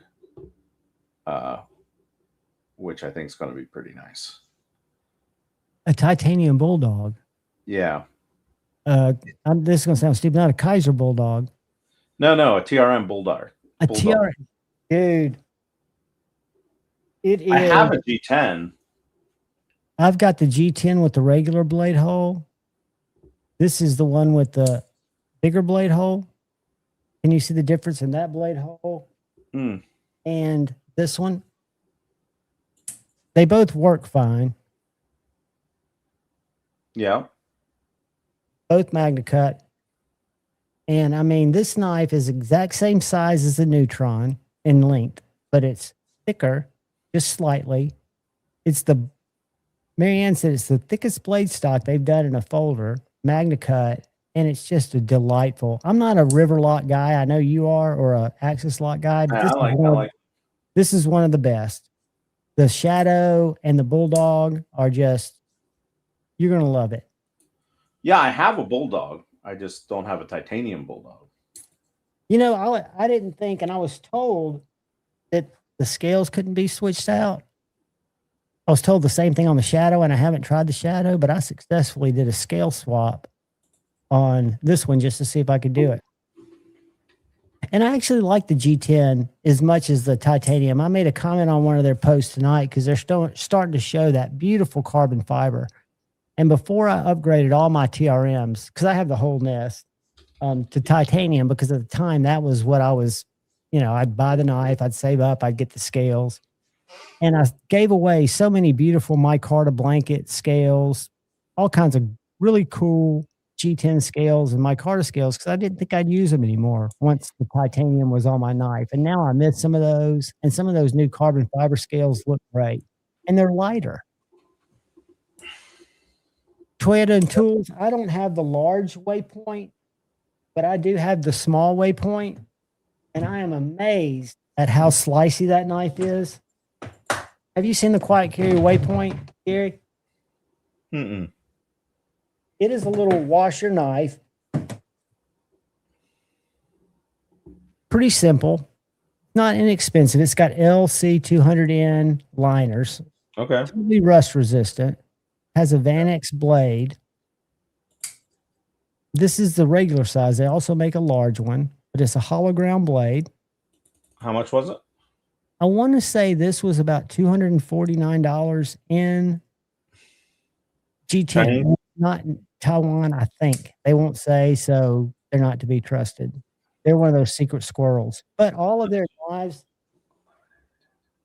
and I've actually gotten 3 very different ones, are all is nicely put together, which makes me think they might not be China. But they could be. I don't know anything about manufacturing. I can't manufacture. Well, I did replace the carburetor on my lawnmower, so. But I can't manufacture anything. But this is a good little knife. It's just a basic cutting tool. Not very fancy, not very fidgety, but it's great. I bought many knives over the years. It looks nice. You know, all these Chinese knives. You know, I happen to think that there's some Chinese guys, Shane won't agree with me, but I think he probably would, that are just like knife makers here, that have pride in their work, that want to do really cool stuff, and that people pay, like Custom Knife Factory, I would think pay more to have this knife OEM'd than somebody like Best Tech would. You know, this is a $700 imported knife. And it's exquisite. I mean, it's you can't say anything except it's not USA made. And it's way too expensive. But they sell every one they get in stock. I bought this on the secondary from a good friend, but it's one that I always thought, even though it cuts my thumbnail quite often, one of the sexiest knives I've seen made. That's the CKF Evo 3.0. Nice. But, some people would never see the value in it. I do because I like the design. Hinderers, I like the knives. I like the history. I don't like the 1095 XM24 they just put out, but I appreciate them for something totally different that I appreciate. A little Chavez. It's a Chinese-made, American-designed knife that I don't know if he could pull this off in the States as nicely. Maybe he could. He could, but it'd be 3 times as much.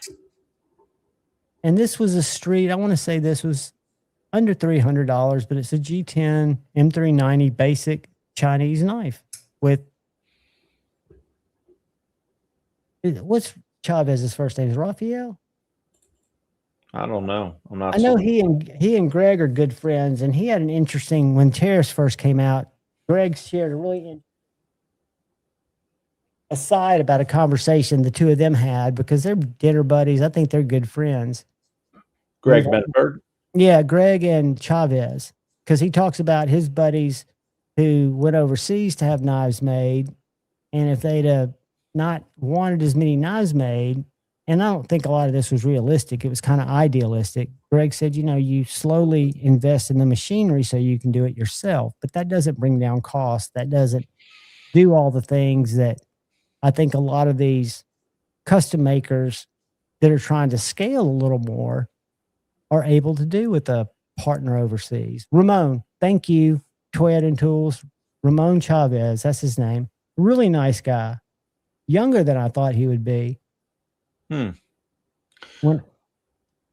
Yeah, I just, I know Greg is a controversial character. I listen to some of his stuff sometimes, and I'm really on board with what he's saying. I think he really understands the industry, but then he goes off on a political tirade that is extreme.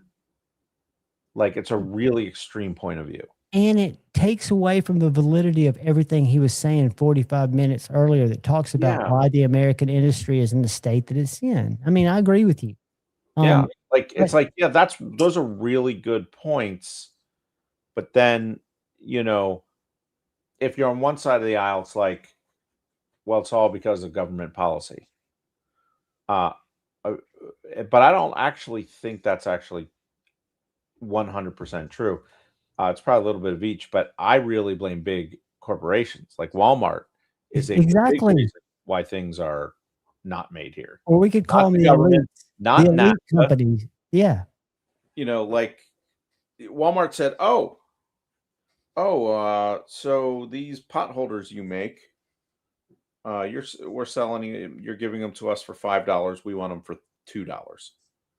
And they couldn't make them in the US for $2, so they had to outsource them. So more brands outsourced to China. But then they're like, well, man, now we can sell these for this much money. I don't have all the headaches of running a factory. It's self-fulfilling. I mean, and now Walmart's all like, oh, we want American. Yeah. Now Sam Walton was rolling over to his grave, probably. Well, maybe he thought that was his long-term vision, but everything you hear about him, and I've not read his book, nor do I plan to, he was about the everyday man. Who knows if he really was?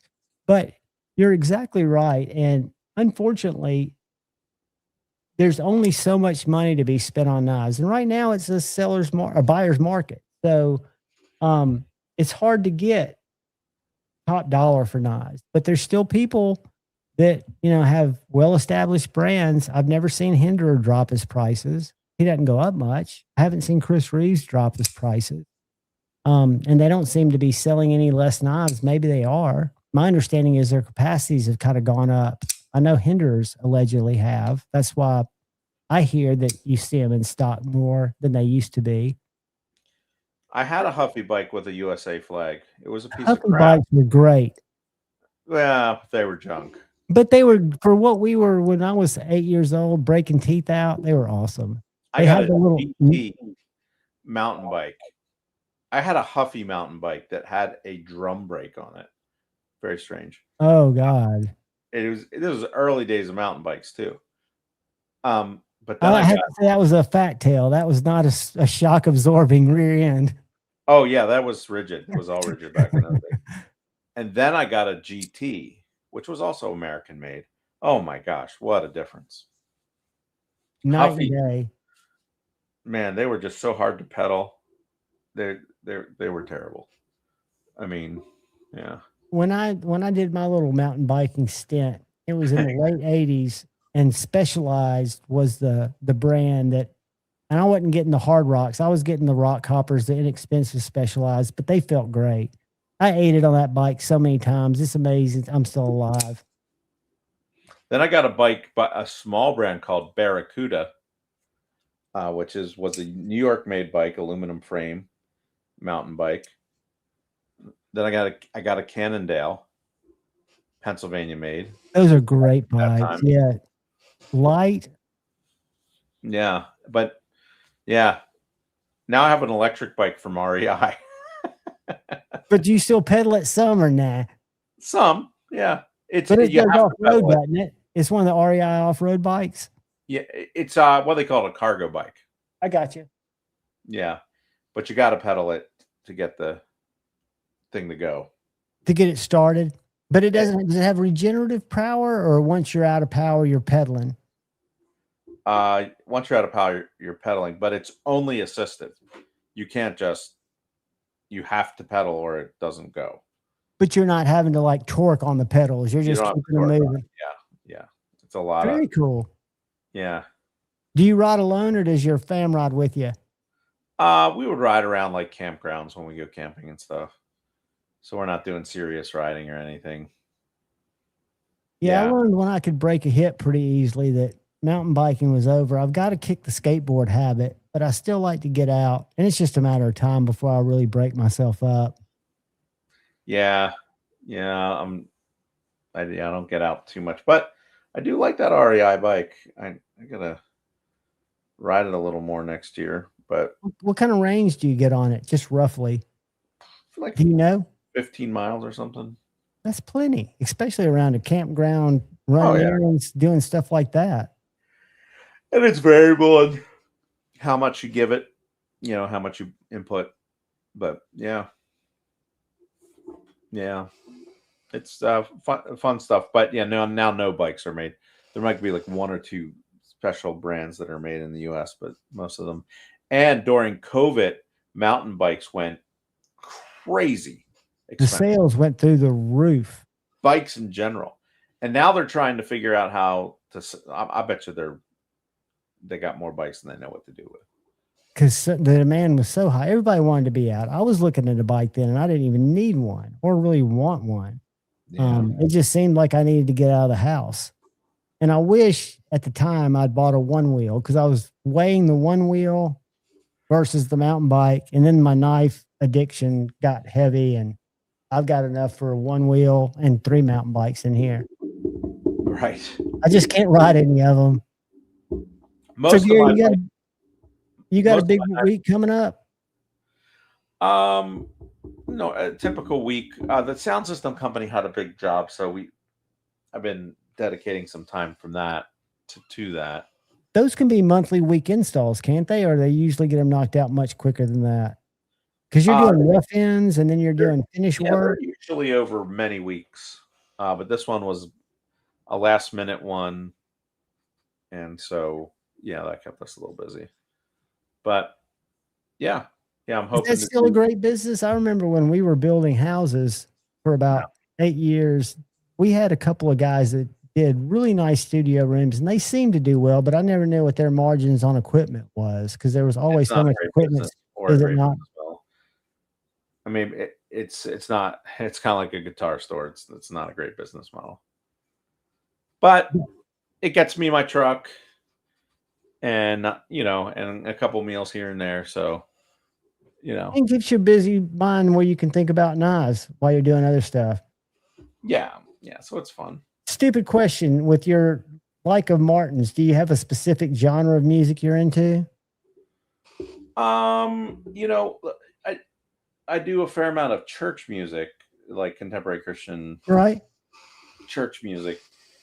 So that's a lot of what I do. But I'm interested in a lot of different music. You know, 80s music, 90s music. Have you heard the young guy Billy Strings yet? Yeah. I'm familiar with him. Yeah. Yeah, he used to play Martins. Now he has a little company that makes his guitar. He's probably as good as I've seen. I mean, I think Derek Trucks is a fantastic guitar player. I don't know if you're familiar with him, but he's more of a finger bottle style. But Billy Strings is, you can watch him do any cover of any band and it'll blow you away because it's in a bluegrass style and his speed is so precise. Yeah, he's kind of Tony Rice style play. Yeah.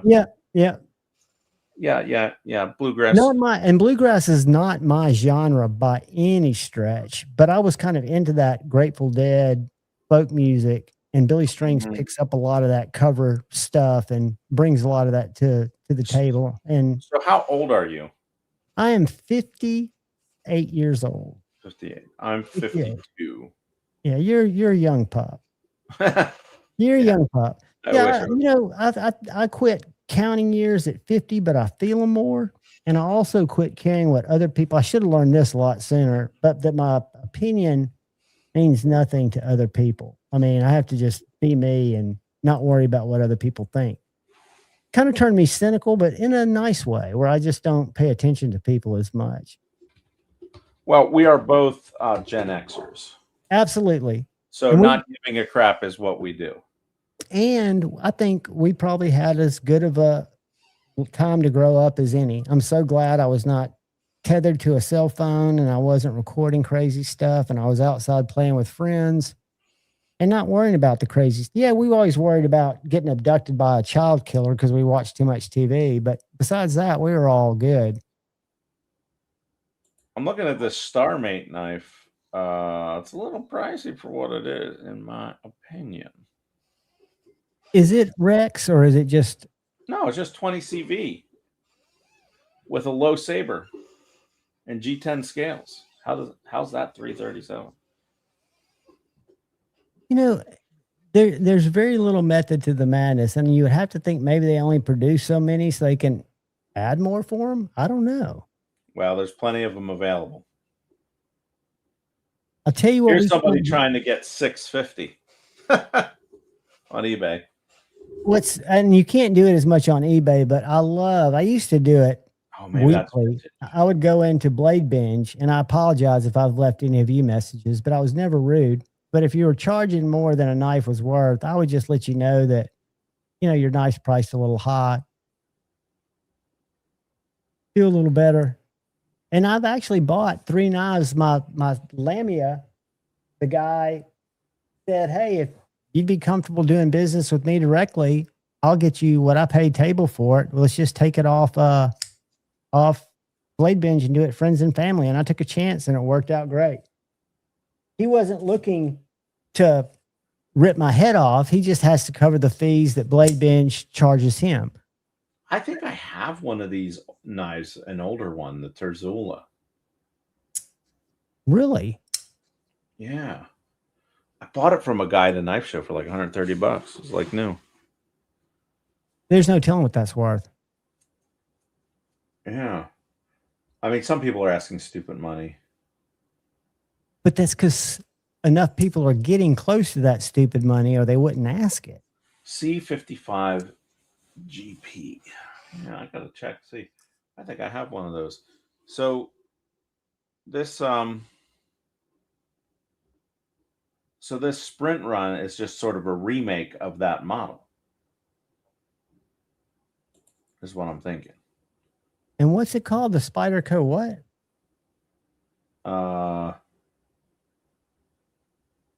They're calling it a Star. What is it? Star. Mate. Star. Now that's piqued my curiosity. Why don't you talk a little bit? I'm going to go down and see what that one I have is. Yeah, that does. It looks kind of chaparral. I'm going to share it with you guys. I'm not crazy about it, but that doesn't mean it's not a cool knife. And like I say, my favorite's the PM2, but that looks kind of Italian made. But let's see where that one comes from. What's that little thing? Spyderco Tetrazula. Yeah, I bet if Gary's got an old one, I like the grind. But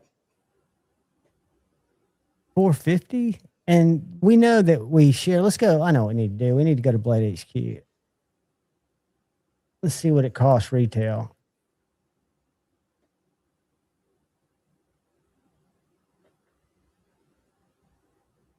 Blade HQ. $337.50. Made in the USA. You know, and it's a sprint run, and Bob's got to get his, I'm sure, licensing fee or whatever. Let me get that pop up out of there. I'm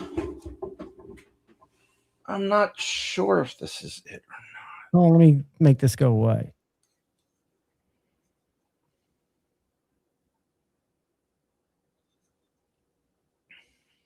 Hey, and I'll tell you something you ought to try for an experiment, unless you just hate AI. Go to ChatGPT next time you're trying to price your knife and type in whatever you can find in it, like on your tang, what it is, and look at all the data that comes back. What you got there?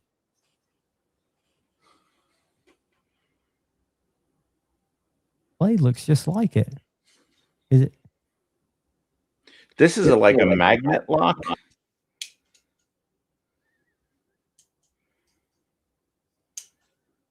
Huh. Is it a Tetrazola or is it? It is. It says Tetrazola on it. Of course, there. That looks very interesting. What's it say on the blade? I'm going to go to ChatGPT and do something stupid. It's a Spyderco. Do you know the name of it? No. And you don't have to. Does it have anything on the blade besides where it was made? No. S30V. Tetrazula. Do you remember approximate year? No, because it was used when I bought it. All right. So we're going to go Spyderco Tetrazula. You said S30? Fiber. S30V.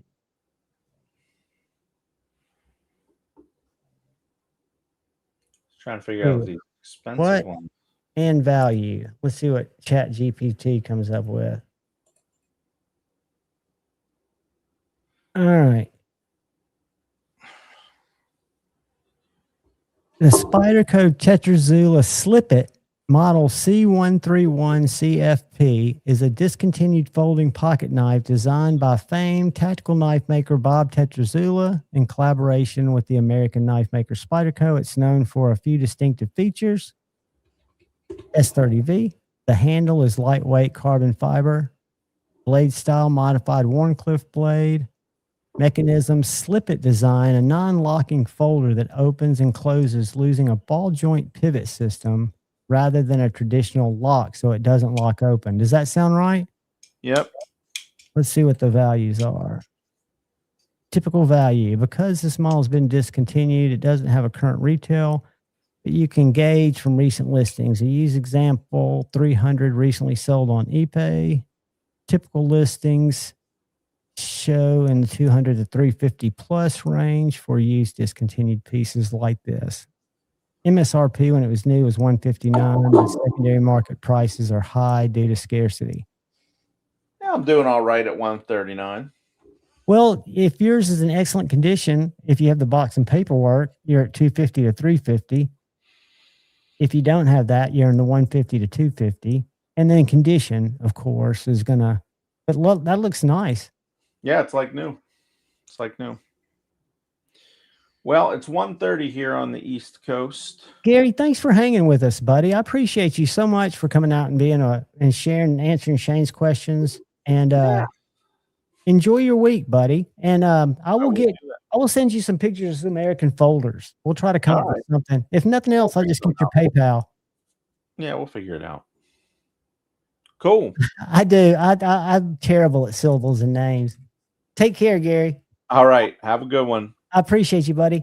Yep. We'll talk to you. Bye. Paul, what I was going to tell you is TKL there's a lot of different things about TKL, but I'd be happy to send you TKL just to hang out with and check out. And I'm very impressed with them. And I beat my knives, and the one, I think I've got it over here. Hold on. The TKL Raider is the thinnest, most EDC TKL that I have in my collection. I love this knife. It just came in, and it's just a super EDC knife. But I get it that they're a little high. I don't know what his warranty is. The Agent, I've got the Agent 004. I've got the Agent 002. Night Apex. And sorry for not staying in the chat and talking with you guys a bunch. Can you hold that Spyderco up one more second? Oh, Josh, I'm sorry, dude. I can show you the one that let's pull up the Spyderco Slip It. Let me pull it up here. Hold on. Now that we know the name of it. So Slip It.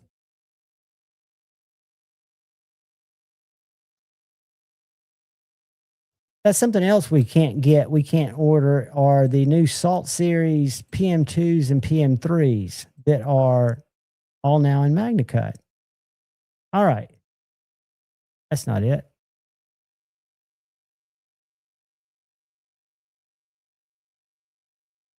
Hold on, let me find the Slip It. Not the little native Slip It. All right, cheers. I'm not going to spell this right. Bob.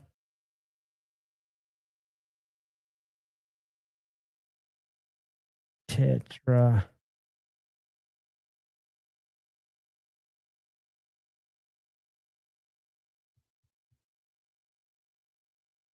Hold on, guys. I've got to get my spelling.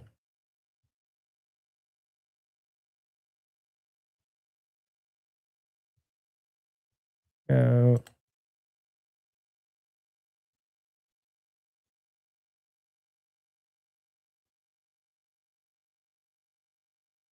Oh, screw you. Let's go, Bob.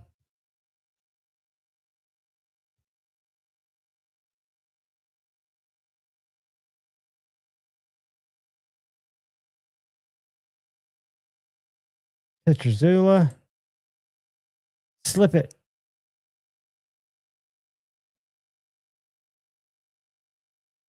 It may not be on here. I might have to go somewhere else to look at it.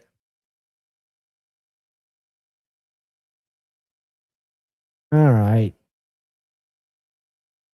Let's do this. Sorry, guys. Bob. Tetrazula. Slip It.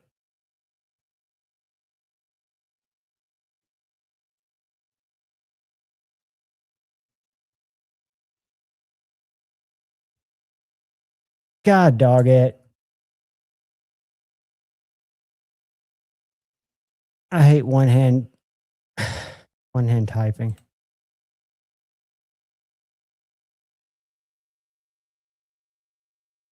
All right. Let's go back to all.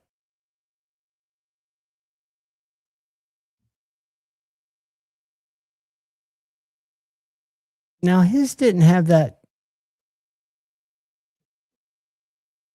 Let's see. His didn't have the StarMate. Was that his? Or did his have that little thing on it? I don't think it did. Maybe his did.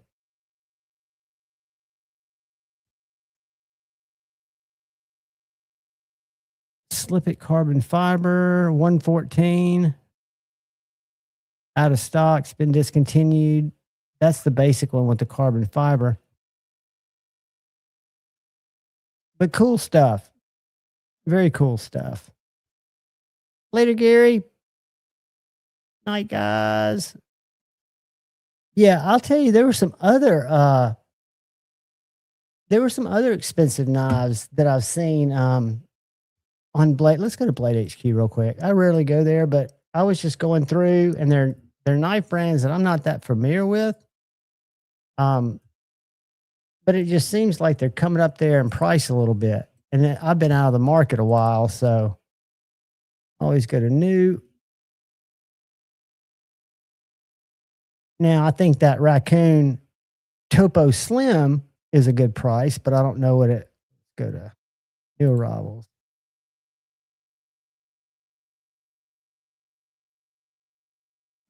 Where are we? All right, nothing crazy there. I don't know about y'all, but I do like Blade HQ just to see different stuff. This is a good knife. This Kaiser Bulldog, I thought my sheath was defective, but I found out that it actually locks in. It's got an interesting handle, kind of reminds me of my fret.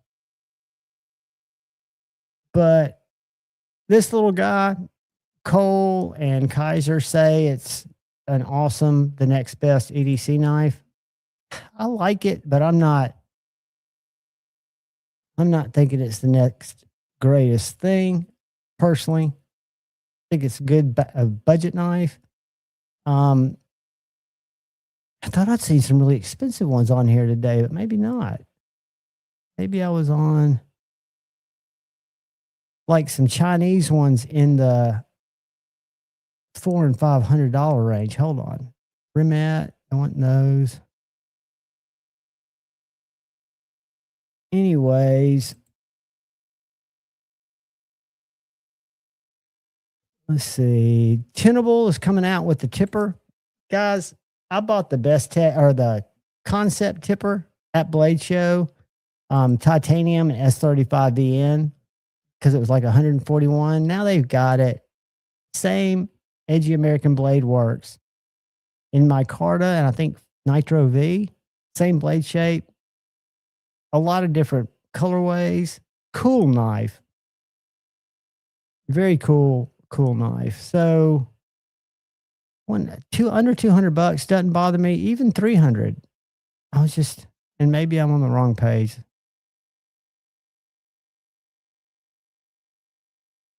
Like, that's not even too bad. All right, maybe they're not as high. Y'all remember this guy? This was I still own it. This is one of my best buys of like 5 years ago, and it's still a great buy. This is the Max Ace mirror. Now it's got camo carbon, titanium, $155. That knife has great action, kind of small, medium sized. That's a winner. I can't believe that knife's still out there. As a matter of fact, I don't have it in this case. Anyway, I thought I was going to be able to show y'all some ridiculously priced, over $300 knives, and I'll be damned if I didn't fail. Great knife here.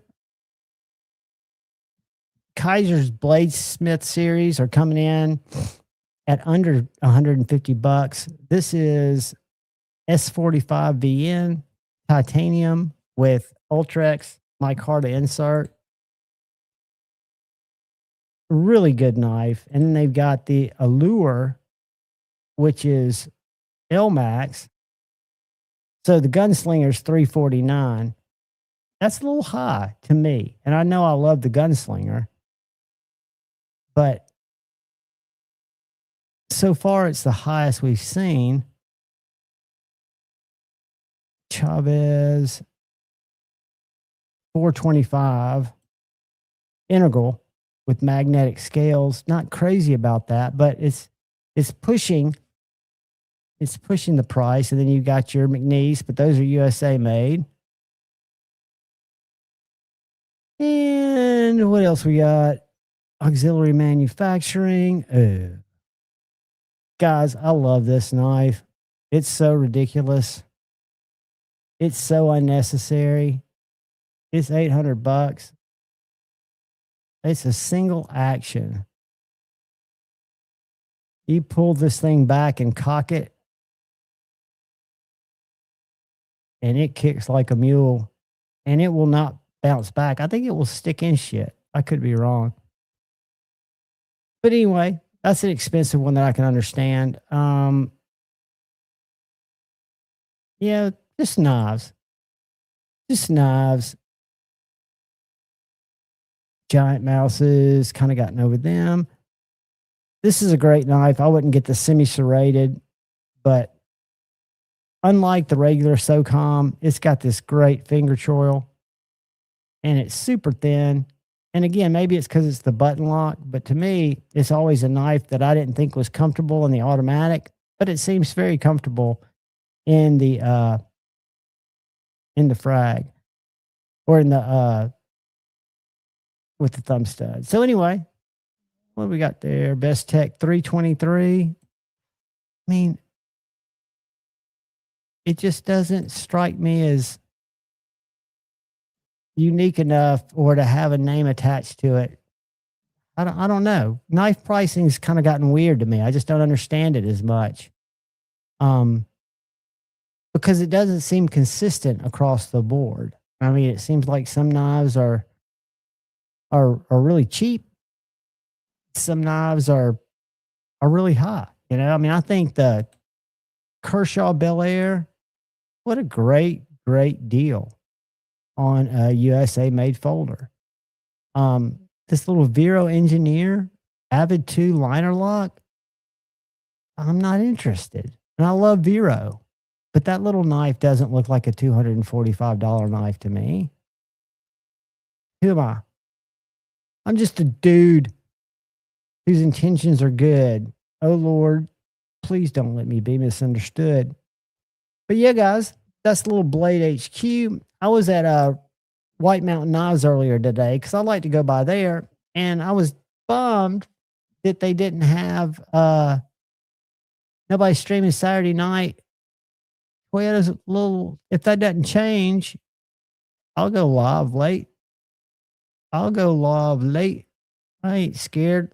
But White Mountain Knives, I wish Austin would get his pictures up because there are a couple that I'm interested in here. I like White Mountain Knives because I bought a ton of Tucson's there. I bought a lot of knives that I wouldn't find anywhere else. I think Austin buys some cool, unique stuff. A lot of my little fixed blades came from there. But he's slow on his pictures. So none of these have pictures yet. And that's a good little Remet. You know, I'm not a fan, I think I've told you guys, of Remet as a whole, of their where is it? Of their premium line.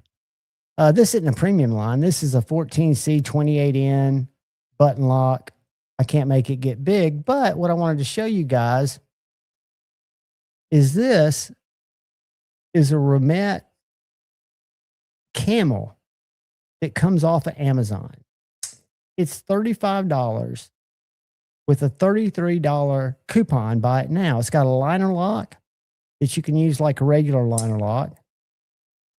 And it's got a button actuated liner lock.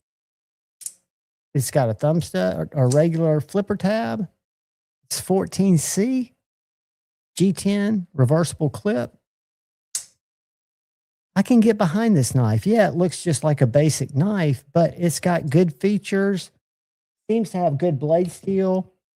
And I can, you know, it's not $300 for a knife that I don't know that much about. But when you go down through here, what I find, and you can get, I hear, Tucson's you can buy on eBay cheaper than anywhere else, but I'm an immediate gratification kind of guy. So let's see, Protex, and these are all priced exactly like we have them priced. I think this is ugly. I don't know what y'all think about this. This is a TR3 and Shipwreck. I don't know if I'm crazy about that. I love the knife. I'm just not crazy about the colorway. And what else we got here? Tucson just makes cool shit. I mean, I realize that's D2, but look at that blade.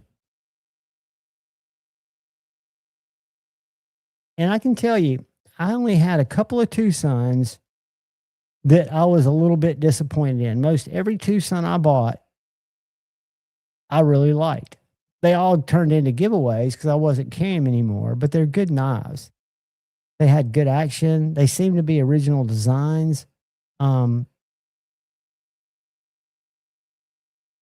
some of them are a little more expensive. Like here's this Kungwu Padre harpoon, 325.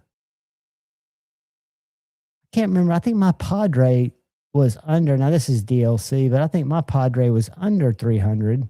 I love the knife, but Kungwu seems to be kind of up there. But their quality's good. I don't know anything about the Jericho, but it doesn't look as Kungwu as a lot of the other Kungwus I see. It looks kind of like a Remet or. But yeah, White Mountain Knives, in my opinion, is a good place to look. This is a great little knife. If you don't get the Damascus, which I got, these are MagnaCut. These little Nahalas or whatever they're called are MagnaCut, blade steel. Bar lock, nice little blade. Kind of reminds me of the Orlock, but the Orlock has much better detent and a much better blade geometry, in my opinion. Plus, it's a cooler design. Concept, in my opinion, makes great knives. Reich, I don't understand.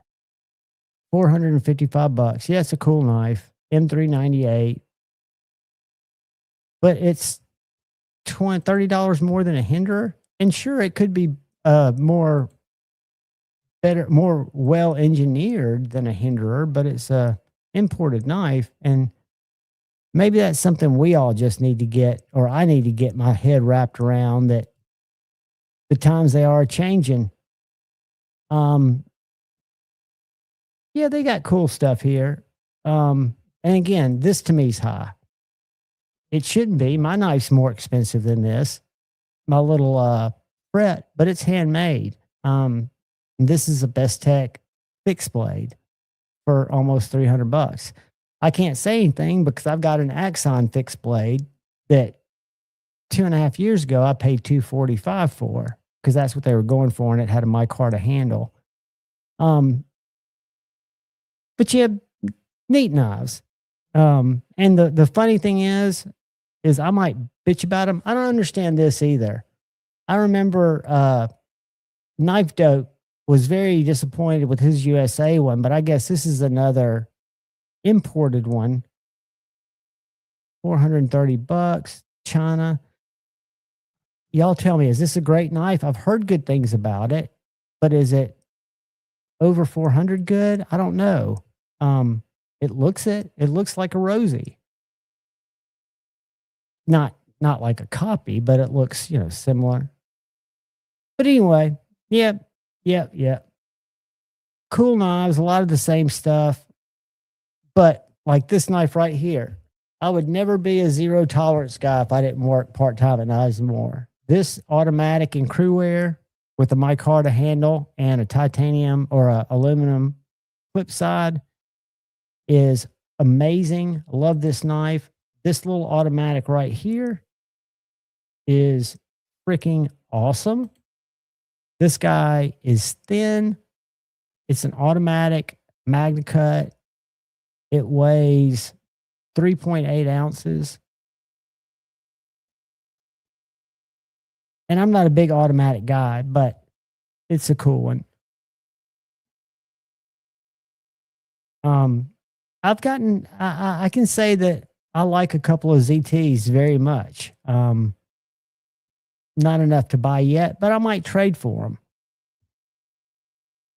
But yeah, there's cool stuff at knife stores. And if you ever see anything on our live streams, or if you're interested in a Randall collectible knife, call Knives and More in Huntsville, Alabama. Any day except Wednesday after 2:00. You can talk to me and I can send you pictures of stuff that we have in stock. Like right now, we have two ProTech, Sean Atmore, Peace Neighbors. We have two Avalons. Great knife. And We have some MSIs coming in. And we've got the one SOCOM in now. But I've got 2 of these on the floor. I think they're 280. Our Spydercos are kind of low right now, but we get good stuff in. And what's interesting is it sits there. What do you think about Polico? I will tell you, I've only experienced one. My buddy A to Z, who y'all have seen because he lets me borrow his knives and review them. And Paul knows him because Paul's traded with him. But I've got one of his knives that I reviewed, and it is called, I don't know if y'all can see this. It's the tuna, the Pochilio tuna. And this is a great.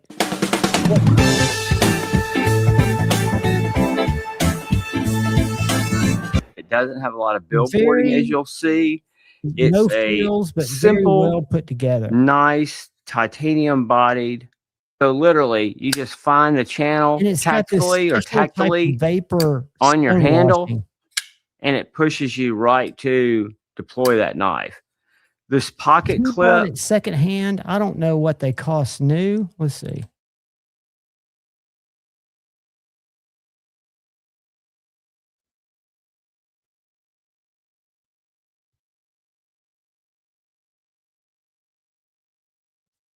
$375 standard. That's what he got. You know, I can't say anything because I fell in love with this knife from Mr. Designs, and I paid $400 for this imported Best Tech OEM because it's got a new lock. It's got a different kind of lock that I found very appealing. Plus, it's a large Magna Cut knife, and I'm a supporter of Mr. But I never thought I would buy a regular titanium Magna Cut knife for $400, and I did.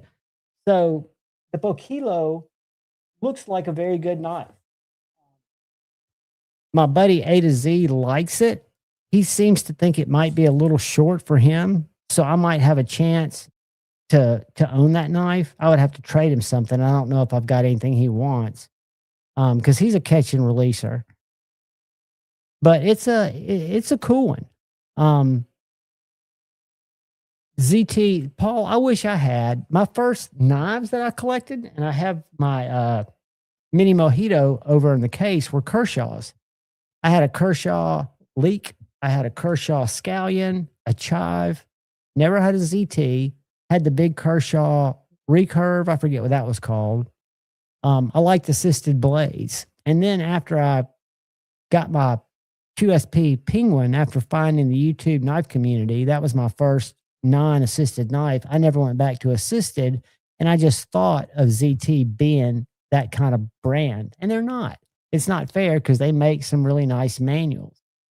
I want to check one more thing on Instagram real quick, and then we'll get y'all out of here because I know I've kept you late, but it's Insomniac's live, so we stay late. So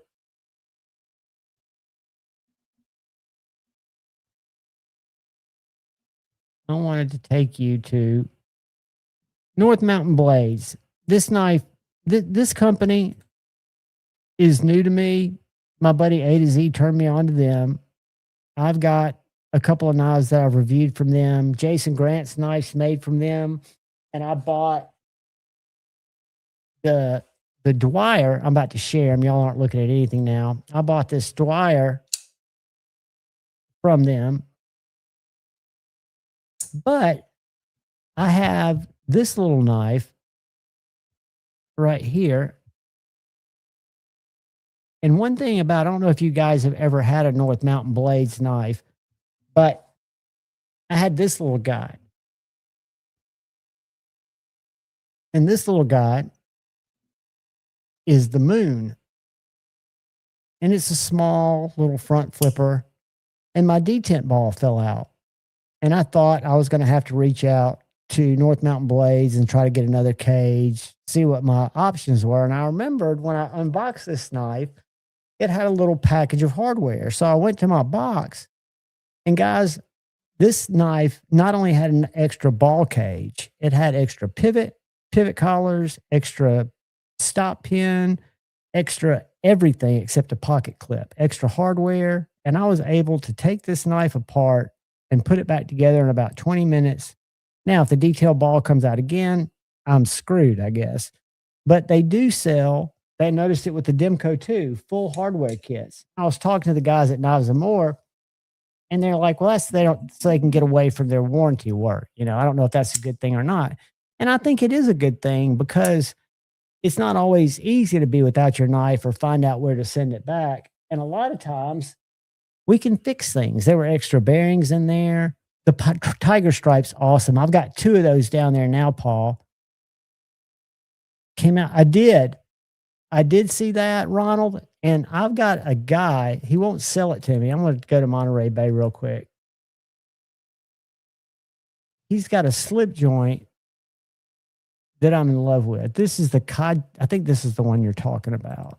Let me see if this is it. Quick view. Come on. Let me share it. Is this the one?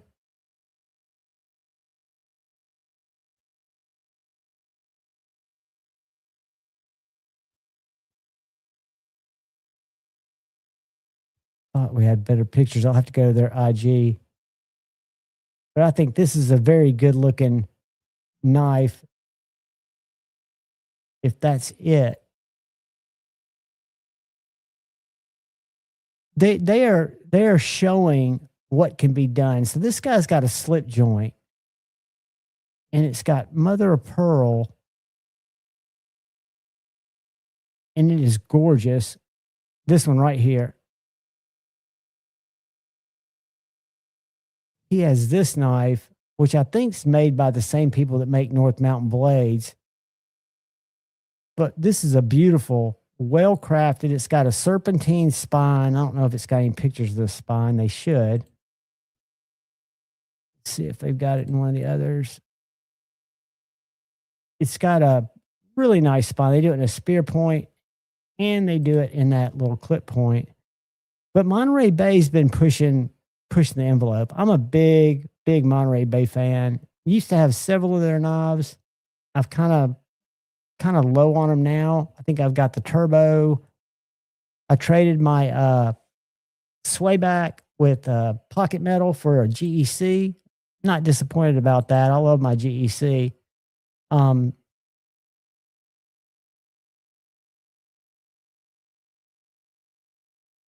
Very nice knife. Very nice knife. I'll tell you, my zero blade play is probably my favorite, but I've got a Max Ace. I've got I can't think of it. Axial knives, but my favorite slip joint or out the front are my Best Tech OEM pulses. They have the lightest action that doesn't affect the lockup. They lock up really sturdily, and it's just an easy knife to manipulate. Pocket clip works good. But the first one I bought, my first OTF, was this one because it was a Warncliffe. But they're just so light on the button. And for me, like,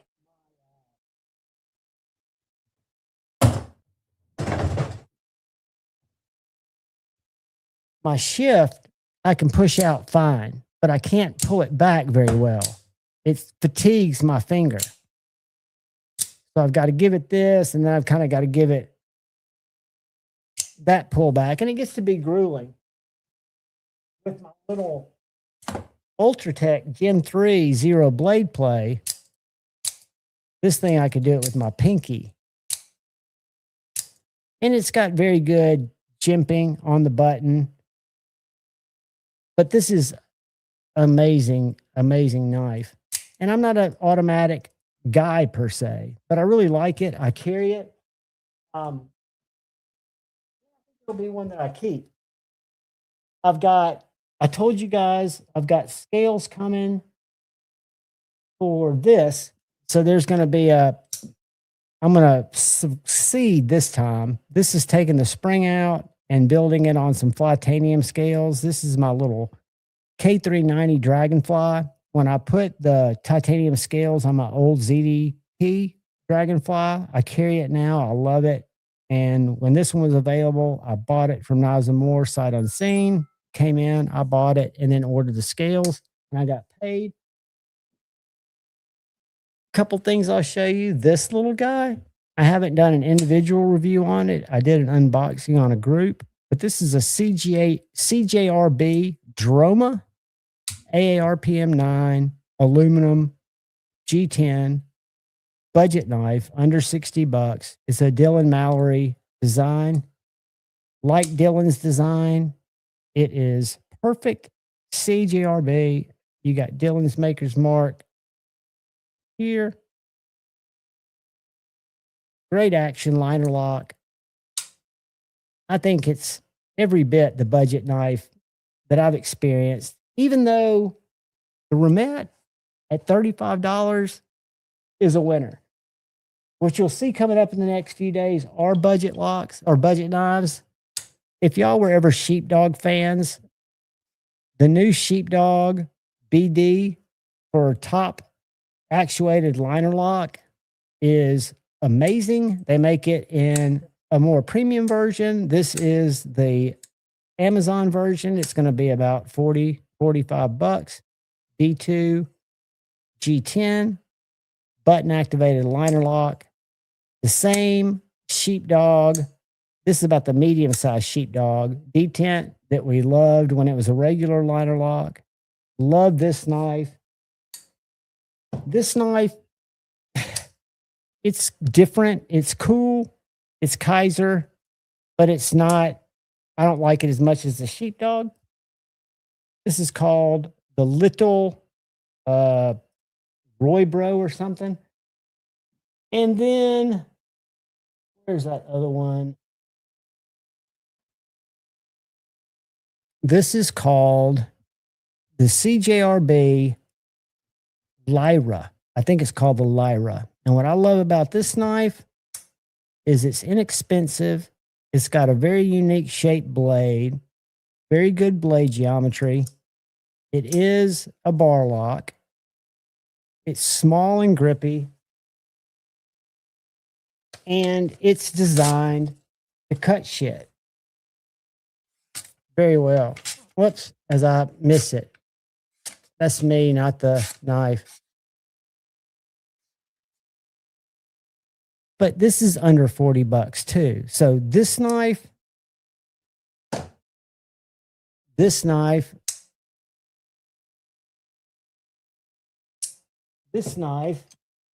is called the Fugly. These are all under $40. Fugly, I guess because it's ugly, but it's very ergonomically pleasing and has a nice tall flat blade. And then finally, the Boxer. Everybody's been making a button lock utility knife, but this is the smallest one I've seen yet. And I really like it.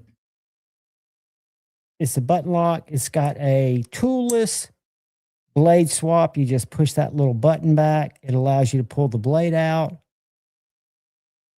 And it's got good action, good grip, and it's a box cutter, right? So if you don't want to sharpen your knife, if you want to just be able to switch out blades, have at it.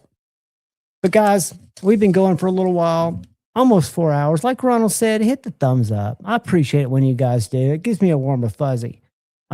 You can leave me mean comments. I try to get into my comments section, but I'm not good at it. It's not because I have social anxiety. It's just because I have so many different hands in so many social media baskets. It almost feels overwhelming. So I'm trying to focus on a little bit of Instagram posts and YouTube shorts and YouTube videos. I'm trying to make more YouTube content, but I still have creative constipation. And it's hard sometimes. I've got to be in the mood and have something that I feel like I'm adding instead of just regurgitating knife facts. But guys, I love you all. I appreciate you all. We will have another members giveaway this weekend. I wasn't able to Sunday because I had a meeting at the house. This Sunday I'm free. We've got Friday Night Flicks coming up Friday. I hope y'all have a great week. I hope y'all come back and see me. I think the world of each and every one of you. Do me a favor. Look out for the guy or gal to your left. Look out for the guy or gal to your right. Look out for each other. Go forward with love in your heart. And always choose debate, not hate. I love you guys. Have a great night. Great morning. Peace.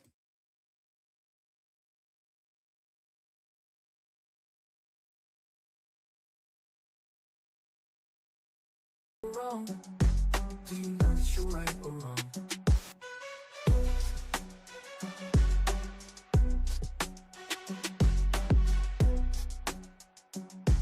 Do you know that you're right or wrong?